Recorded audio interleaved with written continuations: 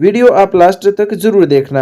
आज का पहला क्वेश्चन है, निम्न में से कौन सी नदी राजस्थान के आंतरिक अपवाह तंत्र से संबंध नहीं है? यानी कि इनमें से कौन सी नदी है जो आंतरिक अपवाह तंत्र से संबंधित नहीं है? 1 number Roopangarh, 2 number Khandel, 3 number Mentha और 4 नंबर पर है मित्री। तो इसका सही आंसर क्या हो जाएगा? मित्री हो जाएगा। और ये क्वेश्चन सेकंड ग्रेड के अंदर 19 फरवरी 2019 को पूछा भी गया है, तो जिसका आंसर होगा मित्री। डी ऑप्शन इसका सही होगा। अगला क्वेश्चन देखो, निम्नलिखित में से कौन सी एक बनास नदी की सहायक नदी नहीं है? इन चारों में से ऐसी कौन सी नदी है जो बनास की सहायक नहीं है? 1 number Mansi, 2 number Parvati, 3 number Kothari और 4 नंबर पर है मोरेल। तो इसका सही आंसर क्या होगा दोस्तों? पार्वती नदी ये चंबल की सहायक नदी है, इसलिए बनास की सहायक नदी नहीं होगी। बी ऑप्शन इसका सही होगा। और यह क्वेश्चन 17 फरवरी 2019 को सेकंड ग्रेड के अंदर पूछा भी गया है। अगला क्वेश्चन देखो, बिसलपुर बांध में पानी की आवक बढ़ाने हेतु निम्नलिखित में से कौन सी परियोजना तैयार की गई है? यह क्वेश्चन सेकंड ग्रेड 31 अक्टूबर 2018 को पूछा गया है कि बिसलपुर बांध में पानी की आवक बढ़ाने हेतु निम्नलिखित में से कौन सी परियोजना तैयार की गई है? तो 1 नंबर है परवन सिंचाई परियोजना, 2 नंबर है ब्राह्मणी बनास परियोजना, 3 नंबर है माही बनास परियोजना और 4 नंबर पर है गरदड़ा बांध परियोजना। जिसका सही आंसर क्या हो जाएगा? ब्राह्मणी बनास परियोजना। बी ऑप्शन इसका सही हो जाएगा। अगला जो क्वेश्चन है, निम्न में से कौन सुमेलित नहीं है? जो यहाँ पर जो युग्म दिए गए हैं उनको कौन सा सुमेलित नहीं है? ये क्वेश्चन सेकंड ग्रेड 31 अक्टूबर 2018 को पूछा भी गया है। एक तरफ नदी है, दूसरी तरफ सहायक नदी दी गई है। तो गंभीरी की सहायक नदी मेसवा है, ये गलत है क्योंकि गंभीरी की सहायक नदी मेसवा नहीं है। उसके बाद में माही की सहायक नदी जाखम है, काली सिंध की परवन है और पार्वती की माजम नदी है वो सहायक नदी है। तो 1 नंबर ऑप्शन है वो इसका सही सुमेलित नहीं है, गंभीरी मेसवा नहीं होगा। ए ऑप्शन इसका सही हो जाएगा। अगला क्वेश्चन देखो, सोम एक सहायक नदी है। सोम एक सहायक नदी किसकी है? 1 नंबर साबरमती, 2 नंबर माही, 3 नंबर बनास और 4 नंबर पर है लुनी। तो इसका सही आंसर क्या हो जाएगा? सोम जो नदी है ना वो सहायक नदी है माही की। और ये क्वेश्चन सेकंड ग्रेड 28 अक्टूबर 2018 को पूछा भी गया है। अगला क्वेश्चन देखो, सोम एक सहायक नदी है। सोम किसकी सहायक नदी है? तो 1 नंबर है साबरमती की, 2 नंबर माही की, 3 नंबर बनास की और 4 नंबर पर है लूणी की। तो इसका सही आंसर क्या हो जाएगा? माही की। सोम एक सहायक नदी है, वो है माही नदी की। सेकंड ग्रेड 28 अक्टूबर 2018 को पूछा भी गया है। अगला जो क्वेश्चन है, निम्न में से किस नदी से धौलपुर लिफ्ट सिंचाई परियोजना को पानी मिलेगा? यानी इनमें से किस नदी को धौलपुर लिफ्ट सिंचाई परियोजना से पानी मिलेगा? 1 number Banas, 2 number Parvati, 3 number Chambal और 4 नंबर पर है बाणगंगा। तो इसका सही आंसर क्या हो जाएगा? चंबल। सी ऑप्शन इसका सही होगा। और यह क्वेश्चन पीटीआई एग्जाम के अंदर 30 सितंबर 2018 को पूछा भी गया है। अगला जो क्वेश्चन है, यदि आप लूणी नदी के किनारे इसके उद्गम के अंत तक की यात्रा करते हैं तो आप इसकी सहायक नदियों को किस क्रम में पाएंगे? अगर आप उद्गम स्थल है जो लूणी नदी का, वहां से लेकर के अगर आप जो बहती हुई नदी है इसके किनारे होते हुए जाते हैं तो इसकी जो सहायक नदियां आती हैं उनका क्रम पूछा गया है। 1 नंबर है सूखड़ी, 2 नंबर बांडी, 3 नंबर जवाई और 4 नंबर पर है गुहिया। तो इनका क्रम हमें बताना है। तो सबसे पहले कौन सी नदी आएगी? सबसे पहले आएगी गुहिया नदी, उसके बाद में आएगी बांडी नदी, उसके बाद में देखो उसके बाद में आने वाली है सूखड़ी नदी और लास्ट में है वो कौन सी नदी आएगी? जवाई नदी आएगी। तो 4 2 1 3 इसका सही आंसर हो जाएगा। अगला जो क्वेश्चन है वो देखो, चंबल नदी है वो राजस्थान की एकमात्र नित्यवाहिनी नदी है। कथन ये कह रहा है कि चंबल नदी है वो एकमात्र नित्यवाहिनी नदी है। दूसरा यह है कि चंबल नदी का जल है वो केवल सिंचाई के उपयोग में काम में लिया जाता है। तो ये क्वेश्चन सेकंड ग्रेड 2017 में 1 मई को पूछा गया है, जिसका सही आंसर क्या है? देखो, चंबल नदी की राजस्थान की एकमात्र नित्यवाहिनी नदी है। नित्यवाहिनी है, हमेशा बहती रहती है, ये सही है, ठीक है। उसके बाद चंबल नदी का जल केवल सिंचाई के लिए नहीं काम में लेते, बाकी पीने के लिए भी काम में आता है। तो ये इसका सही ए सही है और कारण आर है वो गलत है। तो ए ऑप्शन इसका सही हो जाएगा। अगला क्वेश्चन देखो, लूणी नदी के प्रदूषण का प्रमुख स्रोत क्या है? लूणी नदी है उसका मुख्यतः जो प्रदूषण होता है उसका मुख्य स्रोत क्या है? ये क्वेश्चन सेकंड ग्रेड 1 मई 2017 को पूछा गया है। तो 1 नंबर पर देखो इंजीनियरिंग उद्योग, 2 नंबर रंगाई छपाई उद्योग, 3 नंबर हैंडीक्राफ्ट उद्योग, 4 नंबर पर है ग्वारगम उद्योग। तो इसके किनारे है ना रंगाई छपाई का उद्योग सबसे अधिक है लूणी नदी के किनारे। तो प्रदूषण का मुख्य कारण क्या हो जाएगा? रंगाई छपाई के जो उद्योग है उनकी वजह से इस नदी के अंदर प्रदूषण होता है। तो बी ऑप्शन सही होगा, रंगाई छपाई उद्योग। अगला क्वेश्चन देखो, निम्नलिखित में से कौन सा सही युग्म नहीं है। सेकंड ग्रेड 2017 में पूछा गया है कि निम्न में से कौन सा सही युग्म नहीं है। एक तरफ नदी है, दूसरी तरफ सहायक नदी दी गई है। तो माही की सहायक नदी चाप है, तो ये सही है। साबरमती की सहायक नदी वाकल है, ये भी सही है। काली सिंध की सहायक नदी निबाज है, तो ये सही है। बनास की सहायक नदी सागी, ये गलत है, तो डी ऑप्शन इसका गलत हो जाएगा। अगला जो क्वेश्चन है, निम्नलिखित नदियों में से राजस्थान में कौन सी रुंडित सरिता कहलाती है। रुंडित सरिता का मतलब होता है कि ऐसी नदी जो अपने जो स्थान है वहां पर थोड़ी दूर चलने के बाद में ही समाप्त हो जाती है, एक जगह ही समाप्त हो जाती है। तो यहाँ पर देखो इसका सही आंसर क्या है। 1 number Banganga, 2 number Wakal, 3 number Kothari और 4 नंबर पर है खारी। तो इसका सही आंसर क्या हो जाएगा, बाणगंगा नदी। और ये कहाँ पर है, जयपुर में है। ठीक है, ये कहाँ पर है, जयपुर में है बाणगंगा नदी। तो ये क्वेश्चन सेकंड ग्रेड 2017 में पूछा भी गया है। अगला क्वेश्चन देखो, चूलिया जलप्रपात किस नदी पर स्थित है। चूलिया जलप्रपात किस नदी पर है। सेकंड ग्रेड 2017 में ये क्वेश्चन भी पूछा गया है। चूलिया जलप्रपात किस नदी पर है। 1 number Kali Sindh, 2 number Chambal, 3 number Luni और 4 नंबर पर है माही। तो इसका सही आंसर क्या हो जाएगा, चंबल नदी पर चूलिया जलप्रपात बनाया गया है। बी ऑप्शन इसका सही होगा, चंबल नदी। अगला क्वेश्चन देखो, राजस्थान के निम्न बेसिनों में से कहाँ अधिकतम भीड़ भूमि पाई जाती है। सेकंड ग्रेड 26 अप्रैल 2017 को यह क्वेश्चन पूछा गया था कि ऐसी कौन सी बेसिन, नदी बेसिन है जिसके अधिकतम भीड़ भूमि पाई जाती है नजदीक। तो 1 नंबर है ऊपरी बनास, 2 नंबर पर है चंबल, 3 नंबर लूणी और 4 नंबर पर है मध्य माही। तो इसका सही आंसर क्या हो जाएगा, चंबल नदी। एक चीज और ध्यान में रखना, भीड़ भूमि के साथ साथ में आपको यह भी ध्यान रखनी है कि यहाँ पर जो सर्वाधिक खड्डे हैं, जो उबड़ खाबड़ जगह है, वो चंबल नदी के नज़दीक ही है, चंबल नदी के अंदर भी है।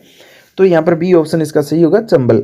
अगला क्वेश्चन है, सुमेलित करने वाला एक तरफ नदी है, दूसरी तरफ सहायक नदी है। और ये क्वेश्चन भी 2017 में सेकंड ग्रेड में पूछा गया है। तो बनास नदी की सहायक नदी मेज नदी नहीं है, ठीक है ना, क्योंकि चंबल नदी की सहायक नदी है मेज नदी। दूसरी देखो, माही नदी की सहायक नदी जाखम है, ये सही है। चंबल की पार्वती सही है। और लूणी की सहायक नदी सुकड़ी, ये सही है। तो 1 नंबर है वो सुमेलित नहीं है, जिसका आंसर क्या होगा, करेक्ट होगा बनास मेज, जो सही नहीं है। अगला जो क्वेश्चन है ना, इनमें से कौन सी नदी राजस्थान की अंतः प्रवाही नदी नहीं है। यह क्वेश्चन सेकंड ग्रेड 26 अप्रैल 2017 को पूछा गया है आरपीएससी ने कि इनमें से कौन सी जो राजस्थान की अंतर प्रवाह की नदी नहीं है। 1 number Sagi, 2 number Kantli, 3 number Ghaggar और 4 नंबर पर है काकनी। तो इसका सही आंसर क्या हो जाएगा, सागी नदी। सागी नदी ये अंतर प्रवाह की नदी नहीं है। कांतली है, सीकर के अंदर है। घग्गर भी है, हनुमानगढ़ वाली, और काकनी भी है, जैसलमेर वाली। तो ये तीनों नदी अंतः प्रवाह की है। बाकी सागी नदी है ना, ये अंतः प्रवाह की नदी नहीं है। अगला जो क्वेश्चन है वो देखो, सांबर झील में नहीं गिरने वाली नदी कौन सी है। तो ये भी सेकंड ग्रेड 2017 में पूछा है। सांबर झील में नहीं गिरने वाली नदी, 1 number Khandela, 2 number Mentha, 3 number Roopangarh और 4 नंबर पर है कांतली। तो इसका सही आंसर क्या हो जाएगा, कांतली नदी है, वो सांबर के नजदीक ही नहीं है। तो खंडेला, मेंथा, रूपनगढ़, ये सभी नदियां ना, 5 नदियां सांबर झील में गिरती हैं, लेकिन कांतली नहीं गिरती हैं। अगला जो क्वेश्चन है, निम्न में से कौन सी लवणीय झील नहीं है। इनमें से लवणीय झील कौन सी नहीं है, मीठे पानी की है। तो ये क्वेश्चन सेकंड ग्रेड 2017 में पूछा है। 1 number Pachpadra, 2 number Didwana, 3 number Kabod और 4 नंबर पर है कोलायत। जो कोलायत झील है ना, ये लवणीय नहीं है, मीठे पानी की झील है कोलायत। और पचपदरा, डीडवाना, काबोद ये खारे पानी की झीलें हैं। अगला जो क्वेश्चन है वो देखो, नदी और उद्गम स्थल दिया गया है जिसका हमें मिलान करना होगा। साबी नदी के उद्गम की बात करें तो साबी नदी कहाँ से निकलती है। साबी नदी सेवर की पहाड़ियाँ भरतपुर से निकलती हैं, यह उद्गम इसका सही है। उसके बाद में देखो काकनी, काकनी नदी है, उसका उद्गम स्थल रहने वाला है कोटड़ी गांव से। कोटड़ी गांव से इसका उद्गम स्थल है काकनी नदी का। और उसके बाद में देखो काकनी नदी कहाँ पर है, जैसलमेर में है, तो जैसलमेर से कोटड़ी गांव से निकलती है। अगला देखो बाणगंगा नदी, बाणगंगा का अभी मैंने बताया था बेराट जयपुर से निकलती हैं। उसके बाद में कांतली, कांतली नदी है, वह खंडेला, पहाड़ियाँ, सीकर। तो इसका जो मिलान है ना, वो 4 नंबर मिलान है, वो सही है। 4 नंबर मिलान इसका सही होगा। अगला जो क्वेश्चन है वो देखो, नदी और सहायक नदियां दी गई है। एक तरफ नदी है, दूसरी तरफ सहायक नदी है। तो यहाँ से क्वेश्चन सहायक नदियों का अधिक पूछे जाते हैं। चंबल नदी की जो सहायक नदी है वो कौन सी है। चंबल नदी की पार्वती नदी है सहायक। बनास की कौन सी नदी सहायक है, खारी। उसके बाद में देखो लूणी की हो जाएगा सुकड़ी। और माही की सोम हो जाएगा। तो ये मिलान सही है, एक नंबर ऑप्शन इसका सही हो रहा है मिलान में, तो एक नंबर सही हो जाएगा। अगला क्वेश्चन देखो, अपवाह क्षेत्र की दृष्टि से राजस्थान की नदी प्रणाली का सही अवरोही क्रम कौन सा है? यानी अपवाह क्षेत्र की दृष्टि से देखें तो राजस्थान की जो नदी प्रणाली है उसका सही अवरोही क्रम कौन सा है? तो इसकी ये क्वेश्चन 2014 में पूछा गया है, अपवाह की दृष्टि से पूछा गया है। तो सबसे अधिक जो अपवाह है ना वो रहता है चंबल का, चंबल के बाद में बनास, और कई बार क्या है कि अपवाह जो सबसे अपवाह क्षेत्र अधिक है वो चौड़ाई के अंदर बात करें तो बनास नदी है, उसके बाद में चंबल नदी आ जाएगी और लूणी माही आ जाएगी। लेकिन यहाँ पर क्या है कि ये क्वेश्चन है वो दो जगह देखो, 4 नंबर ऑप्शन और सी ऑप्शन है ना ये सेम हो रहे हैं, माही लूणी लूणी माही हो रहा है, तो यहाँ पर कंफ्यूज है, इसलिए ये क्वेश्चन स्टार लगाया गया है, बोनस यहाँ पर दिया गया है। अगला क्वेश्चन है वो देखो, जो नदी लूणी अपवाह तंत्र का अंग नहीं है वह कौन सी है? ये पीटीआई एग्जाम 2012 में पूछा है सेकंड ग्रेड में, जो नदी लूणी की अपवाह तंत्र का अंग नहीं है। तो 1 नंबर कांतली, 2 नंबर जवाई, 3 नंबर काली सिंध और 4 नंबर पर है जाखम। तो इसका सही आंसर क्या हो जाएगा? जवाई। जो नदी लूणी अपवाह तंत्र का अंग नहीं है वो है जवाई नदी, बी ऑप्शन इसका सही हो जाएगा। अगला क्वेश्चन है, राजस्थान की वह नदी जो दक्षिण से उत्तर की ओर बहती है। पीटीआई एग्जाम 7 नवंबर 2012 को ये क्वेश्चन आया था कि राजस्थान की वह नदी जो दक्षिण से उत्तर की ओर बहती है, यानी दक्षिण से उत्तर की ओर कौन सी नदी बहती है? तो चंबल नदी बहती है, बी ऑप्शन इसका सही हो जाएगा। अगला क्वेश्चन देखो, राजस्थान राज्य में ही पूर्णतः बहने वाली सबसे लंबी नदी कौन सी है?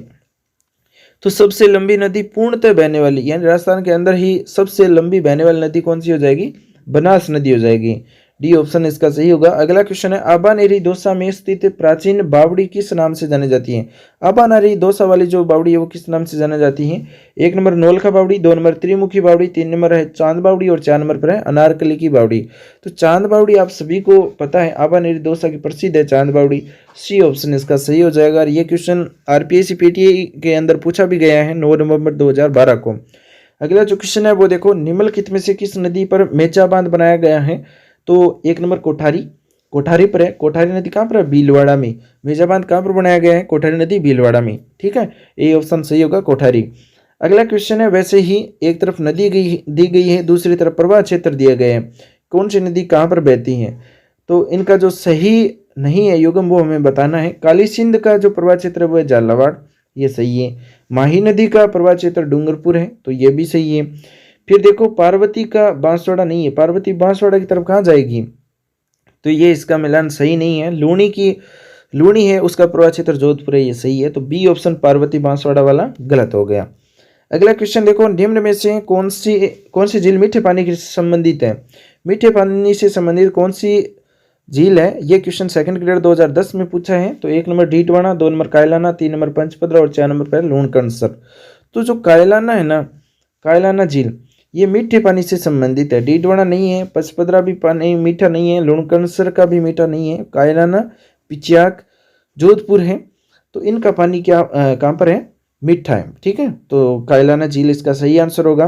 अगला क्वेश्चन देखो, निम्नलिखित में से राजस्थान के कौन से जिलों में नदी नहीं है? नदी भी नहीं है तो वह बीकानेर, चूरू, याद कर लेना, लिख लेना, अपने दिमाग के अंदर सेट कर लेना कि बीकानेर और चूरू दो ऐसे जिले हैं जहाँ पर कोई नदी नहीं है, तो बी ऑप्शन सही होगा इसका, चूरू बीकानेर। अगला जो क्वेश्चन है, कोलायत झील किस जिले में है? कोलायत झील है वो किस जिले में है? सेकंड ग्रेड 2010 में पूछा गया क्वेश्चन है, सभी को पता है कोलायत कहाँ पर है? बीकानेर में है, तो बीकानेर इसका सही आंसर हो जाएगा, ए ऑप्शन। अगला जो क्वेश्चन है वो देखो, राजसमंद झील का निर्माण महाराणा राज सिंह ने कब करवाया था? सेकंड ग्रेड 2010 में सोशल साइंस यानी एसएसटी वाले में पूछा गया है कि राजसमंद झील का निर्माण महाराजा राज सिंह ने कब करवाया था? 1 नंबर 1680 AD, 2 नंबर 1692 AD और 3 नंबर 1031 AD और 4 नंबर पर है 1648 AD। तो इसका सही आंसर क्या हो जाएगा? 1680 AD, ए ऑप्शन इसका सही होगा। 1680 AD में महाराणा राज सिंह ने राजसमंद झील का निर्माण करवाया था। राजस्थान के कौन से कस्बे का धरातल स्तर उसके पास की नदी के पेटे के स्तर से भी नीचे है? राजस्थान का ऐसा कौन सा कस्बा है जिसका जो धरातल स्थल है, जमीन का जो स्तर है ना, वो नदी के पेटे से भी नीचा है, यानी नदी ऊपर बहती है और उसका जो समतल है जगह है वो नीची है उससे। तो ये क्वेश्चन सेकंड ग्रेड 2010 में सोशल साइंस में पूछा गया है। तो 1 नंबर देखो पाली, 2 number Hanumangarh junction, 3 number Tonk, 4 number पर है बालोतरा। तो इसका सही आंसर क्या है कि दो दो नगर ऐसे हैं जो नदी पेटे से क्या है नीचे हैं। एक तो हनुमानगढ़ जंक्शन है घग्गर नदी वाला, एक है बालोतरा, ठीक है बालोतरा। तो ये दोनों है। कई बार एग्जाम में क्या होता है बालोतरा नहीं मिलता है आपको, अगर बालोतरा साथ में मिलता है तो बालोतरा करना है, बाकी हनुमानगढ़ जंक्शन ही मिलेगा। क्वेश्चन सीधा है, बहुत बार एग्जाम में पूछा गया है, धरातल स्तर से नीचे नदी पेटे से स्तर से नीचे है तो वो है हनुमानगढ़ जंक्शन। अगला क्वेश्चन देखो, राजस्थान की कौन सी झील में प्राप्त नील हरित शैवाल से N2 युक्त खाद प्राप्त होती है? ऐसी कौन सी झील है जिससे नील हरित शैवाल के N2 यानी नाइट्रोजन युक्त खाद प्राप्त होती है? तो 1 number Pachpadra, 2 number Sambhar, 3 number Sardar Samand और 4 नंबर पर है मोती झील। तो मोती झील है ना, यहाँ से नाइट्रोजन युक्त खाद प्राप्त होती है मोती झील से। ये क्वेश्चन सेकंड ग्रेड 2010 में सोशल साइंस में पूछा गया है। अगला क्वेश्चन है, राजस्थान में प्रवाह प्रणाली कितने रूप में पाई जाती है? प्रवाह प्रणाली जो प्रवाह की जो प्रणाली बनाई गई है ना, कितने प्रकार की राजस्थान के अंदर? तो 1 नंबर 2, 2 नंबर 3, 3 नंबर 4 और 4 नंबर पर है 5। तो इसका सही आंसर क्या होगा? 3 प्रकार की प्रणाली है। प्रवाह प्रणाली राजस्थान के अंदर 3 प्रकार की है, एक आंतरिक प्रवाह की, एक बंगाल की खाड़ी की, एक अरब सागर की। और ये क्वेश्चन सेकंड ग्रेड 2010 में संस्कृत के अंदर पूछा गया है। अगला क्वेश्चन देखो महत्वपूर्ण है, चांद बावड़ी आबानेर किस जिले में है? सेकंड ग्रेड 2010 में एक क्वेश्चन पूछा है हिंदी के अंदर, चांद बावड़ी आबानेर किस जिले में है? 1 नंबर दौसा में है, चांद बावड़ी आबानेर दौसा में है, 1 नंबर ऑप्शन सही होगा। अगला जो क्वेश्चन है, राजस्थान की वह कौन सी एकमात्र नदी है जो कर्क रेखा को पार करती है? महत्वपूर्ण क्वेश्चन है दोस्तों, कर्क रेखा को पार करने वाली 2 बार पार करने वाली नदी कौन सी है? तो 1 नंबर है लूणी, 2 नंबर माही, 3 नंबर बनास और 4 नंबर पर है काली सिंध। तो इसका सही आंसर हो जाएगा माही नदी है, वो एकमात्र नदी है राजस्थान की जो कर्क रेखा को 2 बार पार करती है और साथ में उल्टे यू आकार से बहती है, ठीक है। तो ये आपको ध्यान रखने हैं, उल्टे यू आकार से इस तरह से बहती है, इस तरह से ये कर्क रेखा को 2 बार क्रॉस करती है, ठीक है। अगला जो क्वेश्चन है वो देखो, मांडलगढ़ के निकट त्रिवेणी पर कौन सी 3 नदियां मिलती है? मांडलगढ़ के अंदर जो भीलवाड़ा है वहां पर 3 नदियां एक साथ मिलती हैं, तो वह कौन सी नदियां हैं? ये क्वेश्चन सेकंड ग्रेड 2010 में पूछा गया है। 1 नंबर देखो बेड़च गंभीरी कोठारी, 2 नंबर बेड़च बनास मेनाल, 3 नंबर बनास गंभीरी लूणी और 4 नंबर पर है खारी कोठारी मेनाल। एक क्वेश्चन है, इसका आंसर देखो बेड़च बनास मेनाल होगा, क्योंकि त्रिवेणी संगम आपको याद रखना है। और इसकी ट्रिक है ना, ये भीलवाड़ा वाला, इसकी याद रखो बॉम्बे, बॉम्बे बॉम्बे से क्या होगा, पहले बै से होगा बेड़स, दूसरे मैं से होगा मेनाल और तीसरे जो बै है इससे होगा बनास। बेड़स बॉम्बे, बॉम्बे ट्रिक आपको याद रखनी है, बै से बेड़स, मैं से मेनाल और बै से बनास हो जाएगा, ठीक है। 3 शब्द आपको याद रखने हैं बॉम्बे। अगला जो क्वेश्चन है वो देखो, गढ़सीसर सरोवर कहाँ स्थित है? सेकंड ग्रेड 2010 में पूछा गया है, गढ़सीसर सरोवर कहाँ पर है? 1 number mount Abu, 2 number Udaipur, 3 number Jaisalmer और 4 नंबर पर है बीकानेर। तो गढ़सीसर सरोवर का सब जानते हैं, गढ़सीसर सरोवर कहाँ पर है? जैसलमेर में। सी ऑप्शन इसका सही होगा। सेकंड ग्रेड 2010 में एक क्वेश्चन पूछा है। अगला क्वेश्चन है, किस नदी पर ईस्ट वेस्ट कॉरिडोर के अधीन हैंगिंग ब्रिज बनाया जाना प्रस्तावित है? तो ईस्ट वेस्ट कॉरिडोर के अधीन हैंगिंग ब्रिज बनाया जाएगा, किस नदी पर बनाया जाएगा? 1 number Banas, 2 number Chambal, 3 number Kali Sindh और 4 नंबर पर लूणी। तो इसका सही आंसर क्या हो जाएगा? चंबल नदी पर हैंगिंग ब्रिज बनाया जाएगा। देश के इस सबसे बड़े हैंगिंग ब्रिज का उद्घाटन प्रधानमंत्री नरेंद्र मोदी द्वारा अगस्त 2019 को किया भी गया है, ठीक है। अगला क्वेश्चन देखो, तालाब ए शाही धौलपुर का निर्माण जहांगीर के किस मनसबदार ने करवाया था? तो तालाब ए शाही धौलपुर का निर्माण जहांगीर के किस मनसबदार ने करवाया था? 1 नंबर जलाल खां, 2 नंबर अमीर खां, 3 नंबर सुलेह खां और 4 नंबर पर है हामिद खां। तो इसका सही आंसर क्या हो जाएगा? सुलेह खां। सी ऑप्शन इसका सही होगा। अगला क्वेश्चन देखो दोस्तों, राजस्थान में मालपुरा करौली का मैदान किस नदी बेसिन का भाग है? यानी राजस्थान के अंदर जो मालपुरा करौली का मैदान है ये किस नदी बेसिन का भाग है? 1 number Chambal basin, 2 number Luni basin, 3 number Banas basin और 4 नंबर पर है यमुना बेसिन। तो इसका सही आंसर क्या हो जाएगा? बनास बेसिन। सी ऑप्शन इसका सही होगा। अगला जो क्वेश्चन है वो देखो, घग्गर का दोआब मैदान जो राजस्थान के हनुमानगढ़ व श्री गंगानगर जिले में पाया जाता है, निम्नलिखित में से किन 2 नदियों के निक्षेपण से बना हुआ है? तो ये जो घग्गर का दोआब है, घग्गर का दोआब जो मैदान है ये किस 2 नदियों के संगम से बना हुआ है? तो याद रखिए आप, घग्गर और सतलज नदियों द्वारा ये दोनों के संगम से बना हुआ एक दोआब है, घग्गर का दोआब।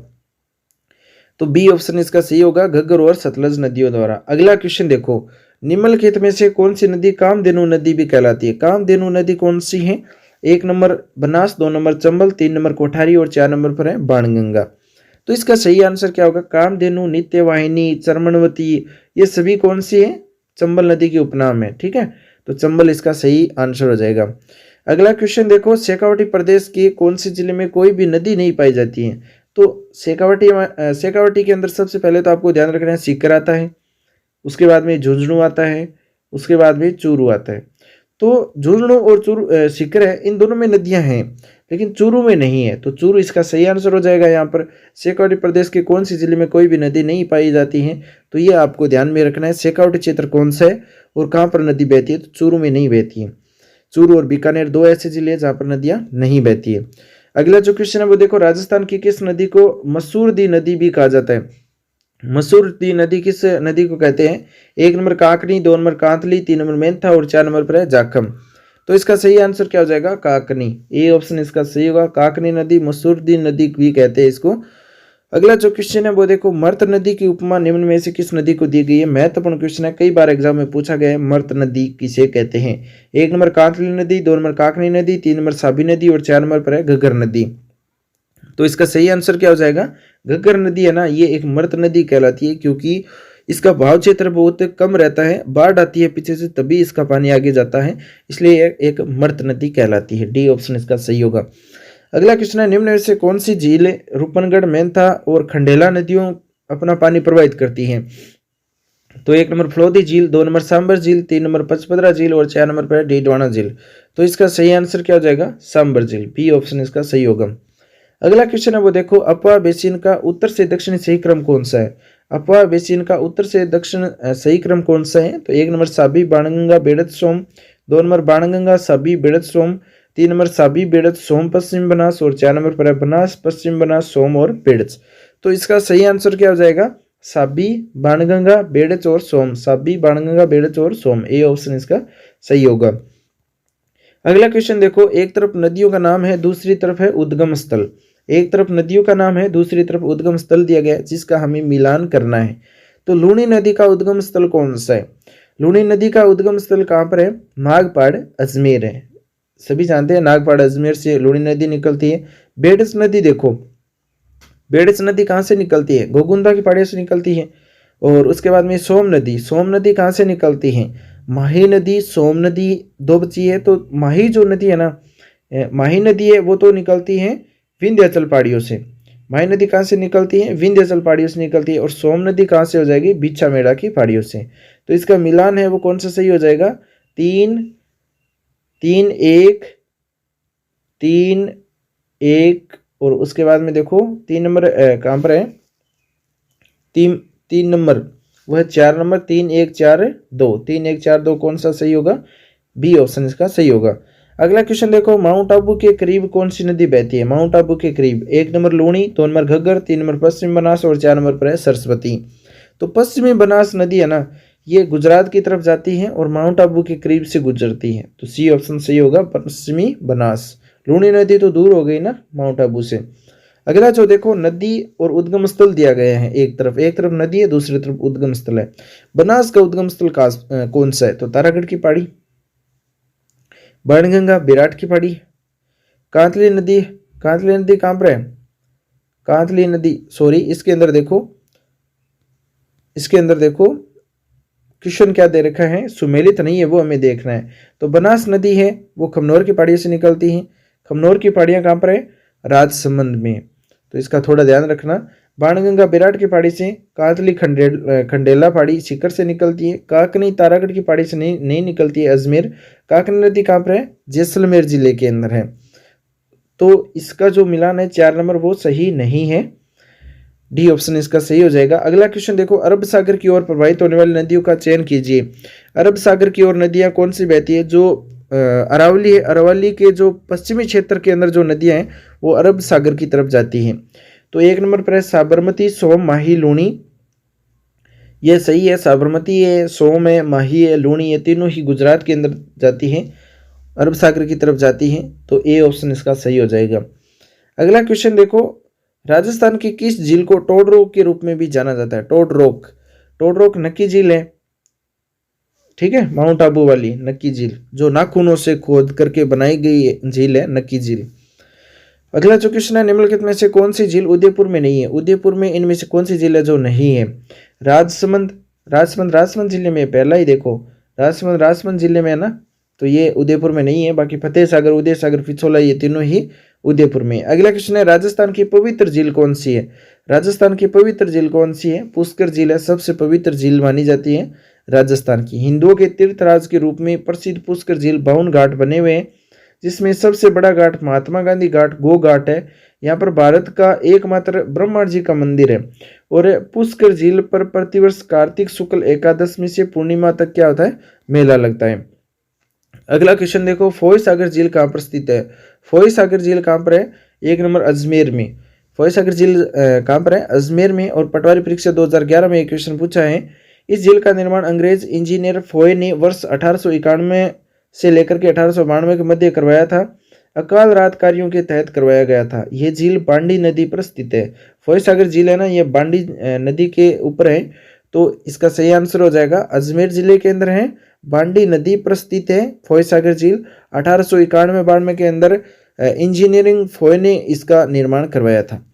अगला जो क्वेश्चन है वो देखो, गढ़सीसर सरोवर कहाँ पर है? सभी को पता है गढ़सीसर सरोवर जैसलमेर में, सेकंड ग्रेड 2011 में ये क्वेश्चन पूछा है। इसका निर्माण रावल गढ़सी सिंह ने करवाया था। और ये टिल्लों की पोल मुख्य द्वार है। टिल्लों की पोल का क्या है? मुख्य द्वार है। किनारे पर जैसलमेर लोक संस्कृति संग्रहालय भी बनाया गया है गढ़सीसर सरोवर के किनारे पर। तो इसका सही आंसर हो जाएगा गढ़सीसर सरोवर कहाँ पर है? जैसलमेर में। गढ़सी सिंह ने इसका निर्माण करवाया था। अगला क्वेश्चन देखो, कोलायत झील स्थित है बीकानेर में है, सेकंड ग्रेड 2011 में पूछा है। ये बीकानेर जिले में राष्ट्रीय राजमार्ग संख्या 15 पर एक प्राकृतिक झील है। याद रखिए, प्राकृतिक झील ये पूछा जाता है।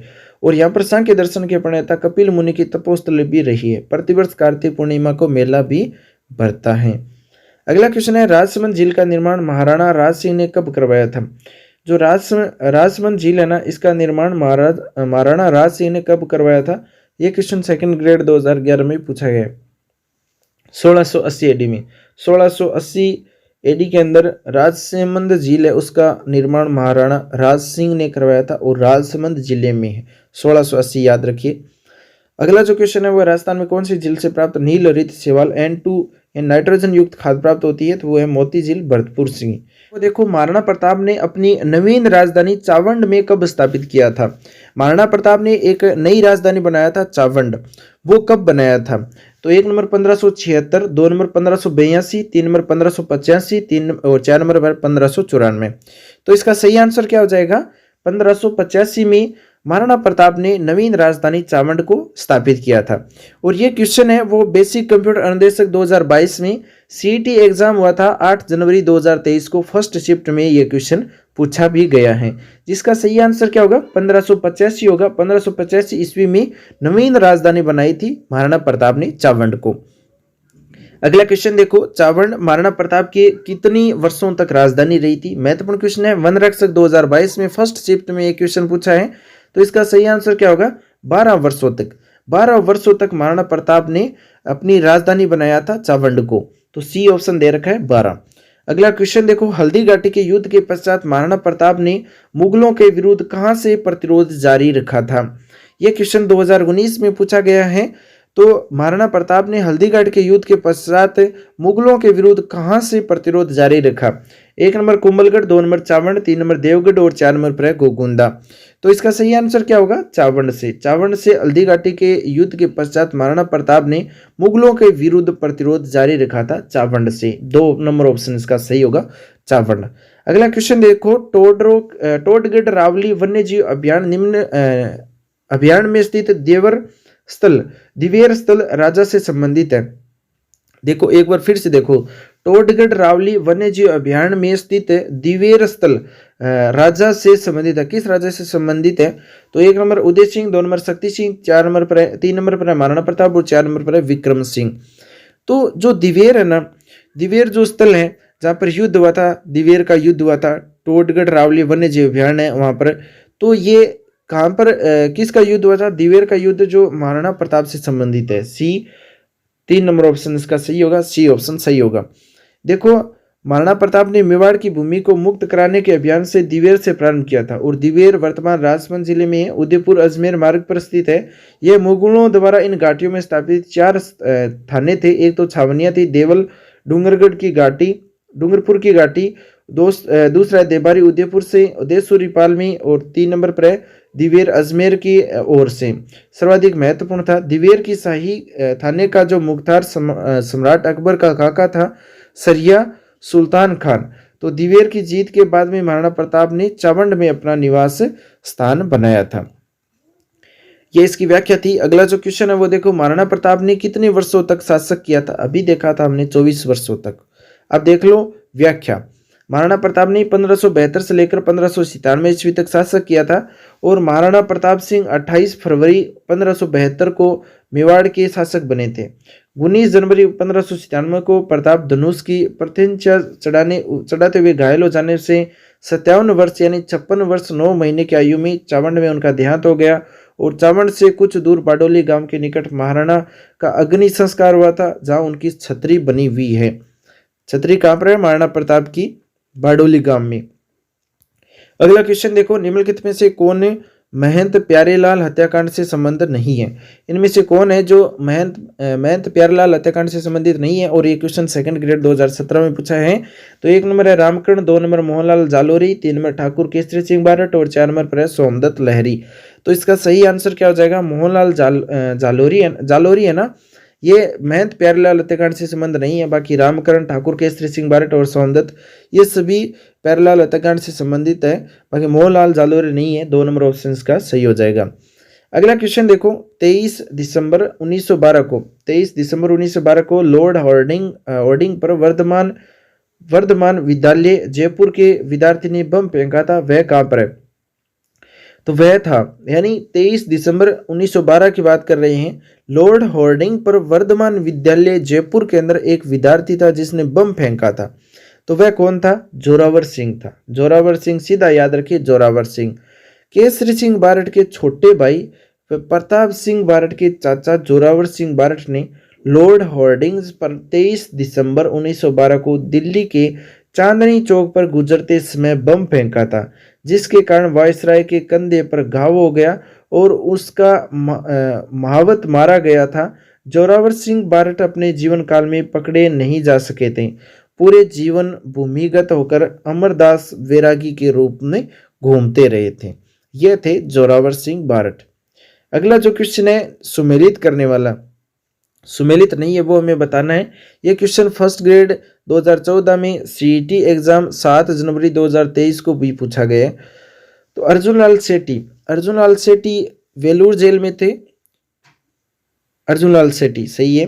केसरी सिंह बारट हजारीबाग जेल में थे, ये भी सही है। विजय सिंह पथिक टोटगढ़ जेल में थे, ठीक है। जोरावर सिंह बरेली की जेल में थे, ये सुमेलित नहीं है। जोरावर सिंह बरेली की जेल में नहीं थे। तो 4 नंबर ऑप्शन सही हो जाएगा। अगला जो क्वेश्चन है, निम्नलिखित में से किसने अमरदास वैरागी छद्म नाम रखकर अपना अधिकांश समय मालवा और बागड़ के क्षेत्र में व्यतीत किया था? कितना महत्वपूर्ण क्वेश्चन है देखो। निम्नलिखित में से किसने अमरदास वैरागी छद्म नाम रख करके अपना अधिकांश समय मालवा और बागड़ क्षेत्र में व्यतीत किया था? ऐसा कौन था? 1 number Zorawar Singh Barhath, 2 number Rao Gopal Singh Kharwa, 3 number Pratap Singh Barhath और 4 नंबर पर है अर्जुन लाल सेठी। अभी हमने देखा था ये क्वेश्चन, पिछले जो क्वेश्चन था उसमें व्याख्या आई थी कि अमरदास वैरागी छद्म नाम रख करके अपना अधिकांश समय मालवा और बागड़ के क्षेत्र में व्यतीत किया था भूमिगत, ठीक है। तो ये क्वेश्चन देखो LSC 2016, Rajasthan police 2020, REET exam level 2 के अंदर 2021 में, राजस्थान पुलिस के अंदर 13 मई 2022 को फर्स्ट शिफ्ट में ये क्वेश्चन पूछा गया है। 4 एग्जामों में तो यहाँ पर लिखा है, बाकी और जो अन्य एग्जाम है उसमें भी पूछा गया है। तो अमरदास वैरागी छद्म नाम रख करके जोरावर सिंह बारट है ना, वो अपना समय व्यतीत किया था। जोरावर सिंह बारट याद रखिए, 1 नंबर ऑप्शन सही होगा। अगला जो क्वेश्चन है वो है, निम्न में से कौन सा क्रांतिकारी आजीवन अंग्रेजों की पकड़ में नहीं आया था? ये रीट में पूछा गया है 2021 में लेवल 2 में प्री के अंदर। री एग्जाम हुआ था ना रीट का, उसमें पूछा गया है कि ऐसा कौन सा क्रांतिकारी था जो आजीवन अंग्रेजों की पकड़ में नहीं आया था। 1 number Pratap Singh Barad, 2 number Kesari Singh Barad, 3 number Zorawar Singh Barad और 4 नंबर पर राव गोपाल सिंह खरवा। तीसरा क्वेश्चन है उसी जोरावर सिंह बारड के बारे में, और बार बार अलग अलग तरीके से ये क्वेश्चन पूछा गया है जो मैंने आपको बताया है। यहाँ पर ये क्वेश्चन पूछा गया है ऐसा कौन सा क्रांतिकारी था जो आजीवन अंग्रेजों की पकड़ में नहीं आया था, और अभी देखा था आजीवन ही नहीं पकड़ा गया। तो जोरावर सिंह बारड है जो अंग्रेजों की पकड़ में ही नहीं आया था, जेल गया ही नहीं जोरावर सिंह बारड। 3 नंबर ऑप्शन सही होगा जोरावर सिंह बारड। अगला क्वेश्चन देखो चिड़ावा का गांधी सभी को पता है मास्टर प्यारेलाल गुप्ता जी हैं जिसको चिड़ावा का गांधी कहते हैं। और ये क्वेश्चन असिस्टेंट फायर ऑफिसर 2022 में पटवारी परीक्षा 2016 में पूछा गया है कि चिड़ावा का गांधी किसे कहते हैं, मास्टर प्यारेलाल गुप्ता को। अगला क्वेश्चन देखो, उससे पहले इसकी जो मास्टर प्यारेलाल गुप्ता जी है इनके बारे में अगर आ ही गया तो इसकी व्याख्या देख लो।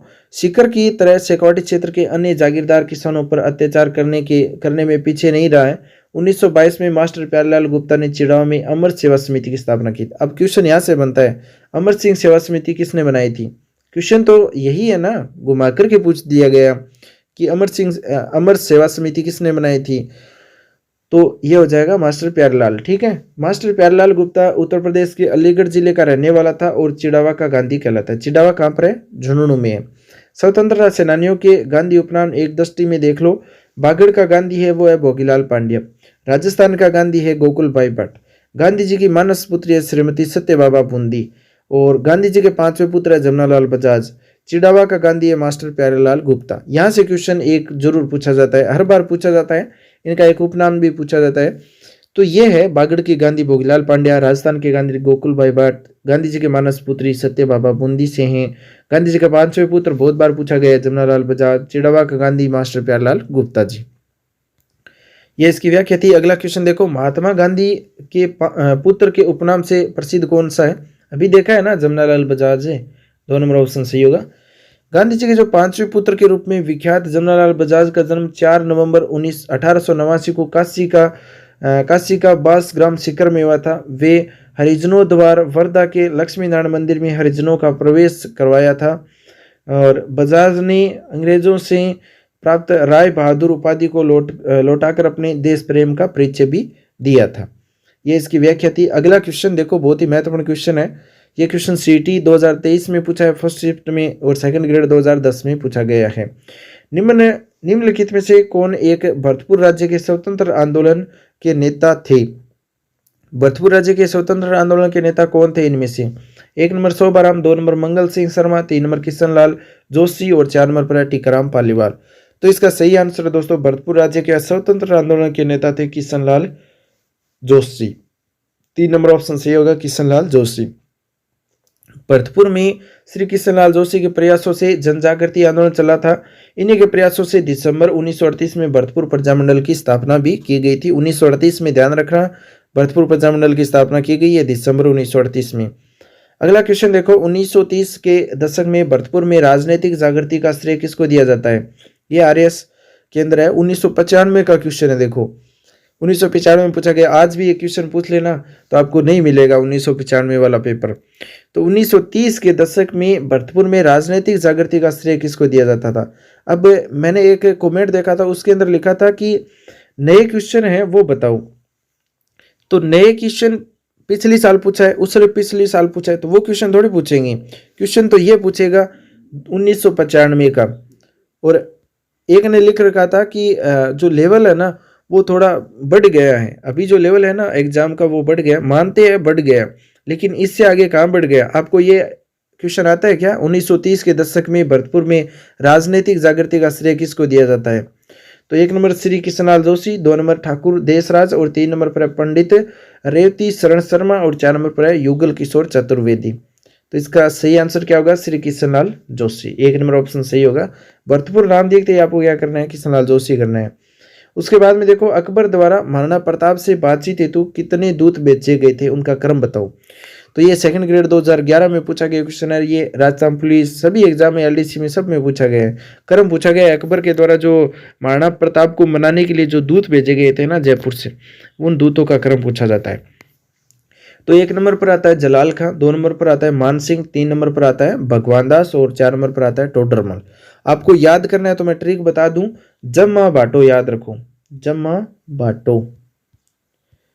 देखो जय से हो जाएगा जलाल खां, मैं माँ से हो जाएगा मान सिंह, भा से हो जाएगा भगवान दास, टो से हो जाएगा टोडरमल। जमा बाटो याद रखो, जलाल खां, मान सिंह, भगवान दास, टोडरमल।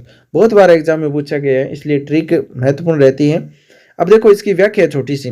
मेवाड़ के शासक को अपनी अधीनता में लाने के लिए अकबर ने निम्नांकित प्रस्ताव भेजे थे। पहला संधि प्रस्ताव सितंबर 1572 में जलाल खां कोचरी के नेतृत्व में भेजा था, ठीक है। और उसके बाद में दूसरा जून 1573 में कुंवर मान सिंह के नेतृत्व में भेजा था। तीसरा अक्टूबर 1573 में राजा भगवान दास के नेतृत्व में भेजा था। और चौथा दिसंबर 1573 में राजा टोडरमल के नेतृत्व में भेजे गए दूत थे, ठीक है। तो 1572 से ये शुरू हुआ, 73 2 साल के अंदर इन्होंने 4 दूत भेजे थे महाराणा प्रताप को मनाने के लिए। पहला भेजा था सितंबर 1572, दूसरा जून 1573, तीसरा अक्टूबर 1573 और चौथा दिसंबर 1573। यानी कि दोस्तों 1 साल सितंबर से शुरुआत दिसंबर तक इन्होंने 4 दूत भेज दिए थे। अगला क्वेश्चन देखो, बहुत ही महत्वपूर्ण क्वेश्चन है, कितनी जगह पूछा गया है। देखो, अकबर ने महाराणा प्रताप को समझाने के लिए किसको प्रथम दूत के रूप में भेजा था। ये क्रम आपको याद है ना, तो ये क्वेश्चन चुटकियों में हो जाएंगे, सीधे ही क्वेश्चन का आपको गोला ही भरना है बस। तो ये क्वेश्चन देखो, सेकंड ग्रेड 2011 में पूछा है, थर्ड ग्रेड 2006 में पूछा है, आर्थिक अन्वेषण उद्योग विभाग परीक्षा 2018 में पूछा है 25 मार्च को, और कनिष्ठ वैज्ञानिक सहायक परीक्षा थी उसके अंदर 14 सितंबर 2019 को पूछा है। 4 जगह ये क्वेश्चन तो यहाँ पर लिखा गया, बाकी आप देखते हैं अदर जो एग्जाम है उनमें भी मिल जाएगा। तो इसका सही आंसर हमने अभी देखा था जम्मा बाटो, जैसे क्या था जलाल खां, तो जलाल खां इसका सही आंसर हो जाएगा। पहला ये पूछा गया अकबर ने महाराणा प्रताप को समझाने के लिए पहला दूत किसे भेजा था, जलाल खां को, जमा बाटो याद रखो। अगला क्वेश्चन है, अकबर द्वारा महाराणा प्रताप से मैत्री स्थापित करने के लिए गठित तृतीय शिष्टमंडल का नेतृत्व किसने किया था। अकबर द्वारा महाराणा प्रताप से मैत्री स्थापित करने के लिए तीसरा शिष्टमंडल का नेतृत्व किसने किया था, याद करो तीसरा कौन था, जम्मा बाटो था ना, जम्मा बाटो। जलाल खां, मान सिंह और भय से क्या हो जाएगा भगवान दास। तो यहाँ पर भगवान दास कहाँ पर है, 1 नंबर पर मान सिंह है, दूसरे नंबर पर जलाल खां है, 3 नंबर टोडरमल है, 4 नंबर पर है भगवान दास। तो भगवान दास हमारा सही आंसर हो जाएगा। क्वेश्चन यहाँ से पूछा जाएगा, कन्फर्म है, सेकंड ग्रेड का क्वेश्चन है, यहाँ से ही पूछा जाएगा एक, जो इनका क्रम है, कौन सा दूत कब भेजा गया था, ये क्वेश्चन जरूर पूछा जाता है। तो भगवान दास 3 नंबर पर था, ठीक है। अगला क्वेश्चन देखो, अकबर ने किसको शिष्टमंडल का अंतिम नेतृत्व करने के लिए प्रताप के पास भेजा ताकि वह शांतिपूर्ण अधीनता स्वीकार कर सके। स्कूल लेक्चरर फर्स्ट ग्रेड में पूछा गया, संस्कृत डिपार्टमेंट में 2022 में, और 2020 में ये क्वेश्चन पूछा गया जनवरी में, अगस्त में। संस्कृत डिपार्टमेंट के अंदर आरपीएससी ने दोनों एग्जाम में पूछा है, एक तो संस्कृत डिपार्टमेंट में पूछा, एक स्कूल व्याख्या जो अभी जो निकली हुई भर्ती है उसमें क्वेश्चन पूछा गया था 2020 के अंदर, कि अकबर ने किसको शिष्टमंडल का अंतिम नेतृत्व दिया था, ठीक है। तो अंतिम नेतृत्व है जम्मा बाटो, याद रखो ना, जम्मा बाटो। तो अंतिम कौन है, टो से टोडरमल, 2 नंबर ऑप्शन सही होगा, टोडरमल। अगला जो क्वेश्चन है वो देखो, निम्नलिखित में से कौन सा साक्ष्य हल्दीघाट के युद्ध में महाराणा प्रताप को विजय मानता है। एक जो इसका जो महत्वपूर्ण जो साक्ष्य बताया जाता है, हल्दीघाट के युद्ध में महाराणा प्रताप को विजय मानते हैं उस साक्ष्य के अनुसार, तो ये आप कमेंट में बताना कि इसका आंसर क्या होगा। राजस्थान की बकरी प्रसिद्ध नस्ल है, यानी जो बकरियों की नस्ल की बात करें तो उनमें कौन सी नस्ल है जो राजस्थान के अंदर प्रसिद्ध है। और ये क्वेश्चन आरपीएससी ने 2021 में पूछा है। तो 1 नंबर है नागौरी नस्ल, 2 नंबर कांकरेज, 3 नंबर जखराना और 4 नंबर पर है चोकला। तो इससे जो बकरी की नस्ल है ना, सबसे प्रसिद्ध नस्ल है वो है जखराना नस्ल, 3 नंबर ऑप्शन सही होगा, जखराना। अगला क्वेश्चन है देखो, बड़वारी नस्ल संबंधित है, बड़वारी नस्ल बकरी से संबंधित है, बै से बड़वारी, बै से बकरी हो जाएगा। अगला क्वेश्चन देखो, थारपारकर नस्ल के गोवंश का उत्पत्ति स्थल माना जाता है, और ये क्वेश्चन 2020 में पूछा है। थारपारकर नस्ल है उसमें गोवंश का जो उत्पत्ति स्थल है ना वो है मालानी जो क्षेत्र है वो थारपारकर नस्ल के लिए उत्पत्ति स्थल माना जाता है। अगला क्वेश्चन है, सूची फर्स्ट को सूची सेकंड से हमें मिलान करना है। तो बलदेव पशु मेला कहाँ पर लगता है, मेड़ता सिटी नागौर में। चंद्रभागा पशु मेला झालरापाटन झालावाड़ में लगता है। रामदेव पशु मेला नागौर में लगता है, और वीर तेजाजी का मेला परबतसर नागौर में लगता है, और सबसे बड़ा पशु मेला वो है वीर तेजाजी का मेला, ठीक है। अगला क्वेश्चन देखो, कौन सा गोवंश नस्ल अजमेरा के नाम से भी जाना जाता है? अजमेरा के नाम से भी जाना जाता है। तो अजमेरा के नाम से गिर जो नस्ल है ना गाय की, वो अजमेरा के नाम से भी जानी जाती हैं। अगला क्वेश्चन है, वर्ष 2019 में राजस्थान की निम्न में से कौन सी झील बड़ी तादाद में पक्षियों की मृत्यु को लेकर समाचार में रही थी? तो सबसे ज़्यादा जो मृत्यु है पक्षियों की वो सांभर झील में होती है। सांभर इसका सही आंसर होगा। अगला क्वेश्चन देखो, पशु नस्ल है और उसके विपरीत हमें दे रखा है पशु। तो नाली जो नस्ल है ना वो भेड़ की है, नागौरी गाय की है, शेखावटी बकरी की है, मालपुरी भैंस की नहीं है। जो मालपुरी है ये भेड़ की नस्ल है, ठीक है, आपको ध्यान रखना है, मालपुरी भेड़ की नस्ल है, न कि भैंस की। अगला क्वेश्चन है, पशुपालन की दृष्टि से राजस्थान का अग्रणी जिला कौन सा है? वो है बाड़मेर। सबसे ज्यादा पशुपालन बाड़मेर जिले में किया जाता है। आज भी हम देखें तो इसकी जो रिपोर्ट है उसमें बाड़मेर ही सबसे फर्स्ट आने वाला है। अगला जो क्वेश्चन है वो है आरपीएससी कॉलेज व्याख्या में पूछा गया क्वेश्चन है 2019 में। युग्म दिए गए, गलत हमें देखना है गलत कौन सा है। पेट्रोल है वो भाग्य लक्ष्मी बाड़मेर में निकलता है, ठीक है। कोयला पालाना बीकानेर में होता है। पेट्रोल घोटारू जैसलमेर में निकलता है। कोयला बरसिंहसर बाड़मेर, सॉरी इसमें बरसिंहसर बीकानेर में, बाड़मेर में नहीं है, तो ये हमें ध्यान रखना है, ये गलत दे रखा है। कोयला है वो बरसिंहसर बीकानेर में है, न कि बाड़मेर में। अगला क्वेश्चन देखो, आर्थिक समीक्षा 2017-18 के अनुसार राजस्थान राज्य में कितने खनिजों का खनन हो रहा है? तो लगभग 57 जो खनिज है उनका खनन हो रहा है राजस्थान के अंदर, और 81 प्रकार के कुल जो खनिज है वो पाए जाते हैं। अगला जो क्वेश्चन है वो देखो, 2017-18 दिसंबर 2017 तक राजस्थान के कौन से क्षेत्र में सर्वाधिक कच्चे तेल का उत्पन्न होता है? सबको पता है बाड़मेर सांचौर बेसिन है ना, वहाँ पर सबसे ज़्यादा जो कच्चा तेल है वो निकाला जाता है। अगला क्वेश्चन बहुत ही महत्वपूर्ण क्वेश्चन है। एलडीसी राजस्थान जो आरएएस प्री होता है, कनिष्ठ लेखाकार, प्रयोगशाला सहायक, इन सभी एग्जामों में ये क्वेश्चन पूछा है कि निम्नलिखित में से कौन से खनिजों का राजस्थान में लगभग अकेला उत्पादन होता है? तो सीसा एवं जस्ता एसिक, ताम्र एसिक, वोलेस्टोनाइट और सेलेनाइट। तो आप सभी जानते हैं सीसा जस्ता केवल राजस्थान में निकाला जाता है। एक नंबर ऑप्शन सही होगा, सीसा जस्ता आयसक। और सीसा जस्ता एसिक है वो संगमरमर, चांदी, तांबा, पन्ना, रॉक फॉस्फेट, सोपस्टोन, कैडमियम आदि के साथ में ही उत्पादन सबसे अधिक होता है राजस्थान के अंदर। देखो, एक तो सीसा जस्ता है, संगमरमर सबसे ज़्यादा है, चांदी भी सबसे ज़्यादा है, तांबा, पन्ना, रॉक फॉस्फेट, सोपस्टोन, कैडमियम, ये जो धातुएं हैं ये सभी राजस्थान में निकलती है, बाकी अन्य किसी स्टेट में नहीं निकलती है। एकाधिकार बोला जाता है इसे, केवल राजस्थान का एक का ही अधिकार है। अगला क्वेश्चन है, उससे पहले इसकी व्याख्या कंप्लीट कर लेते हैं कि जास्पर और वोलेस्टोनाइट खनिज का एकमात्र उत्पादन भी राजस्थान है। जास्पर और वोलेस्टोनाइट, खड़िया मिट्टी, घिया पत्थर, एस्बेस्टोस, जो एस्टेटाइट है, फेल्सपार है। चांदी के उत्पादन में राजस्थान का देश में प्रथम स्थान रहता है, चांदी में भी राजस्थान का प्रथम स्थान है, यह महत्वपूर्ण है। अगला क्वेश्चन देखो, हाल में राजस्थान के किन जिलों में पोटास के अद्भुत भंडार मिले हैं? तो ये सेकंड ग्रेड 2018 में पूछा गया। बाकी आपको ये पूछ ले कि पोटास के जो कुल भंडार है वो कहाँ पर है, तो आपको यही देखना है, बीकानेर, चूरू, श्रीगंगानगर और हनुमानगढ़ जिलों के अंदर पाया जाता है पोटास। अगला जो क्वेश्चन है वो देखो, सूची फर्स्ट को सूची सेकंड से हमें मिलान करना है। ये क्वेश्चन ग्राम विकास अधिकारी जो ग्राम सेवक का जो एग्जाम हुआ था, फर्स्ट शिफ्ट थी 27 दिसंबर 2021 को, उसमें एक क्वेश्चन पूछा था। एक तरफ पशु मेले है, दूसरी तरफ स्थान दिए गए हैं। तो आप सभी जानते हैं वीर तेजाजी का मेला कहाँ पर लगता है? वीर तेजाजी का मेला परबतसर नागौर में लगता है। उसके बाद में शिवरात्रि, शिवरात्रि जो पशु मेला है ये कहाँ पर लगता है? भरतपुर में लगता है। चंद्रभागा, झालरापाटन, झालावाड़, मल्लिनाजी बाड़मेर में है। तो ये इस तरह से आपको मिलान करना है और देखना है कौन सा ऑप्शन सही होगा। एक नंबर ऑप्शन इसका सही होगा। अगला क्वेश्चन है, कौन सा जो नस्ल है पशुओं की वो हमें देखना है कौन सा सुमेलित है, कौन सा सुमेलित नहीं है। और ये क्वेश्चन भी ग्राम सेवक 2021 में पूछा है। सांचौरी जो नस्ल है वो किस पशु की है? तो गाय की है। मेषाणा भैंस की है। खेरी बकरी नहीं है, ये गलत है, सोनाड़ी भेड़ होती है, ठीक है। तो ये नस्ल है, सही है तीन तो, बाकी तीसरी जो है ना खेरी बकरी वाली, ये गलत है। अगला देखो, अगला क्वेश्चन है, भेड़ों की खेरी नस्ल पाई जाती है। आ गया खेरी नस्ल वाला। खेरी नस्ल कहाँ पर पाई जाती है? तो एक नंबर जोधपुर, पाली, नागौर, 2 नंबर अलवर, भरतपुर, दौसा, 3 नंबर कोटा, बारा, बूंदी और 4 नंबर पर है जैसलमेर, बीकानेर और गंगानगर जिलों में।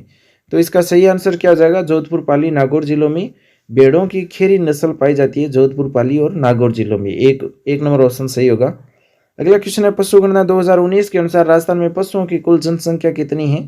तो उस टाइम की बात करें 2019 की पशु गणना के अनुसार तो 56.8 मिलियन पशुधन है राजस्थान के अंदर।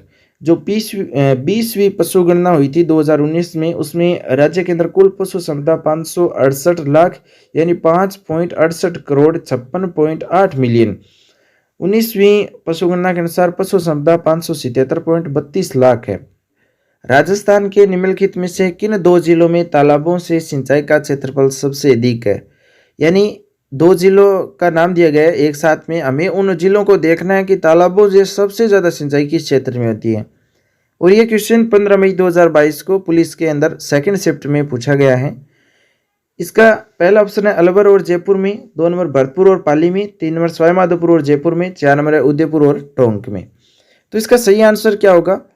देखो तालाबों से सबसे ज़्यादा जो सिंचाई की जाती है ना, वो जो हाड़ौती का जो क्षेत्र है उनमें है। और व्याख्या देख लो इसकी कि राजस्थान में तालाबों से सिंचाई की कुल संचित क्षेत्र का 0.6% ही होता है। और तालाबों से सर्वाधिक जो सिंचाई है वो भीलवाड़ा में, दूसरा स्थान उदयपुर का है। और राजस्थान के दक्षिणी और दक्षिण पूर्वी भाग में तालाबों से सर्वाधिक जो सिंचाई है वो की जाती है।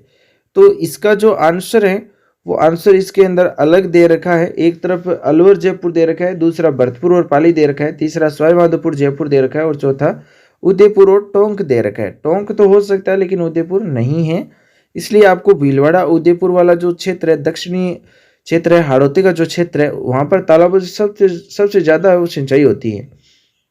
ये आपको ध्यान में रखना है। इस तरह के क्वेश्चन भी आपको एग्जाम मिलेंगे।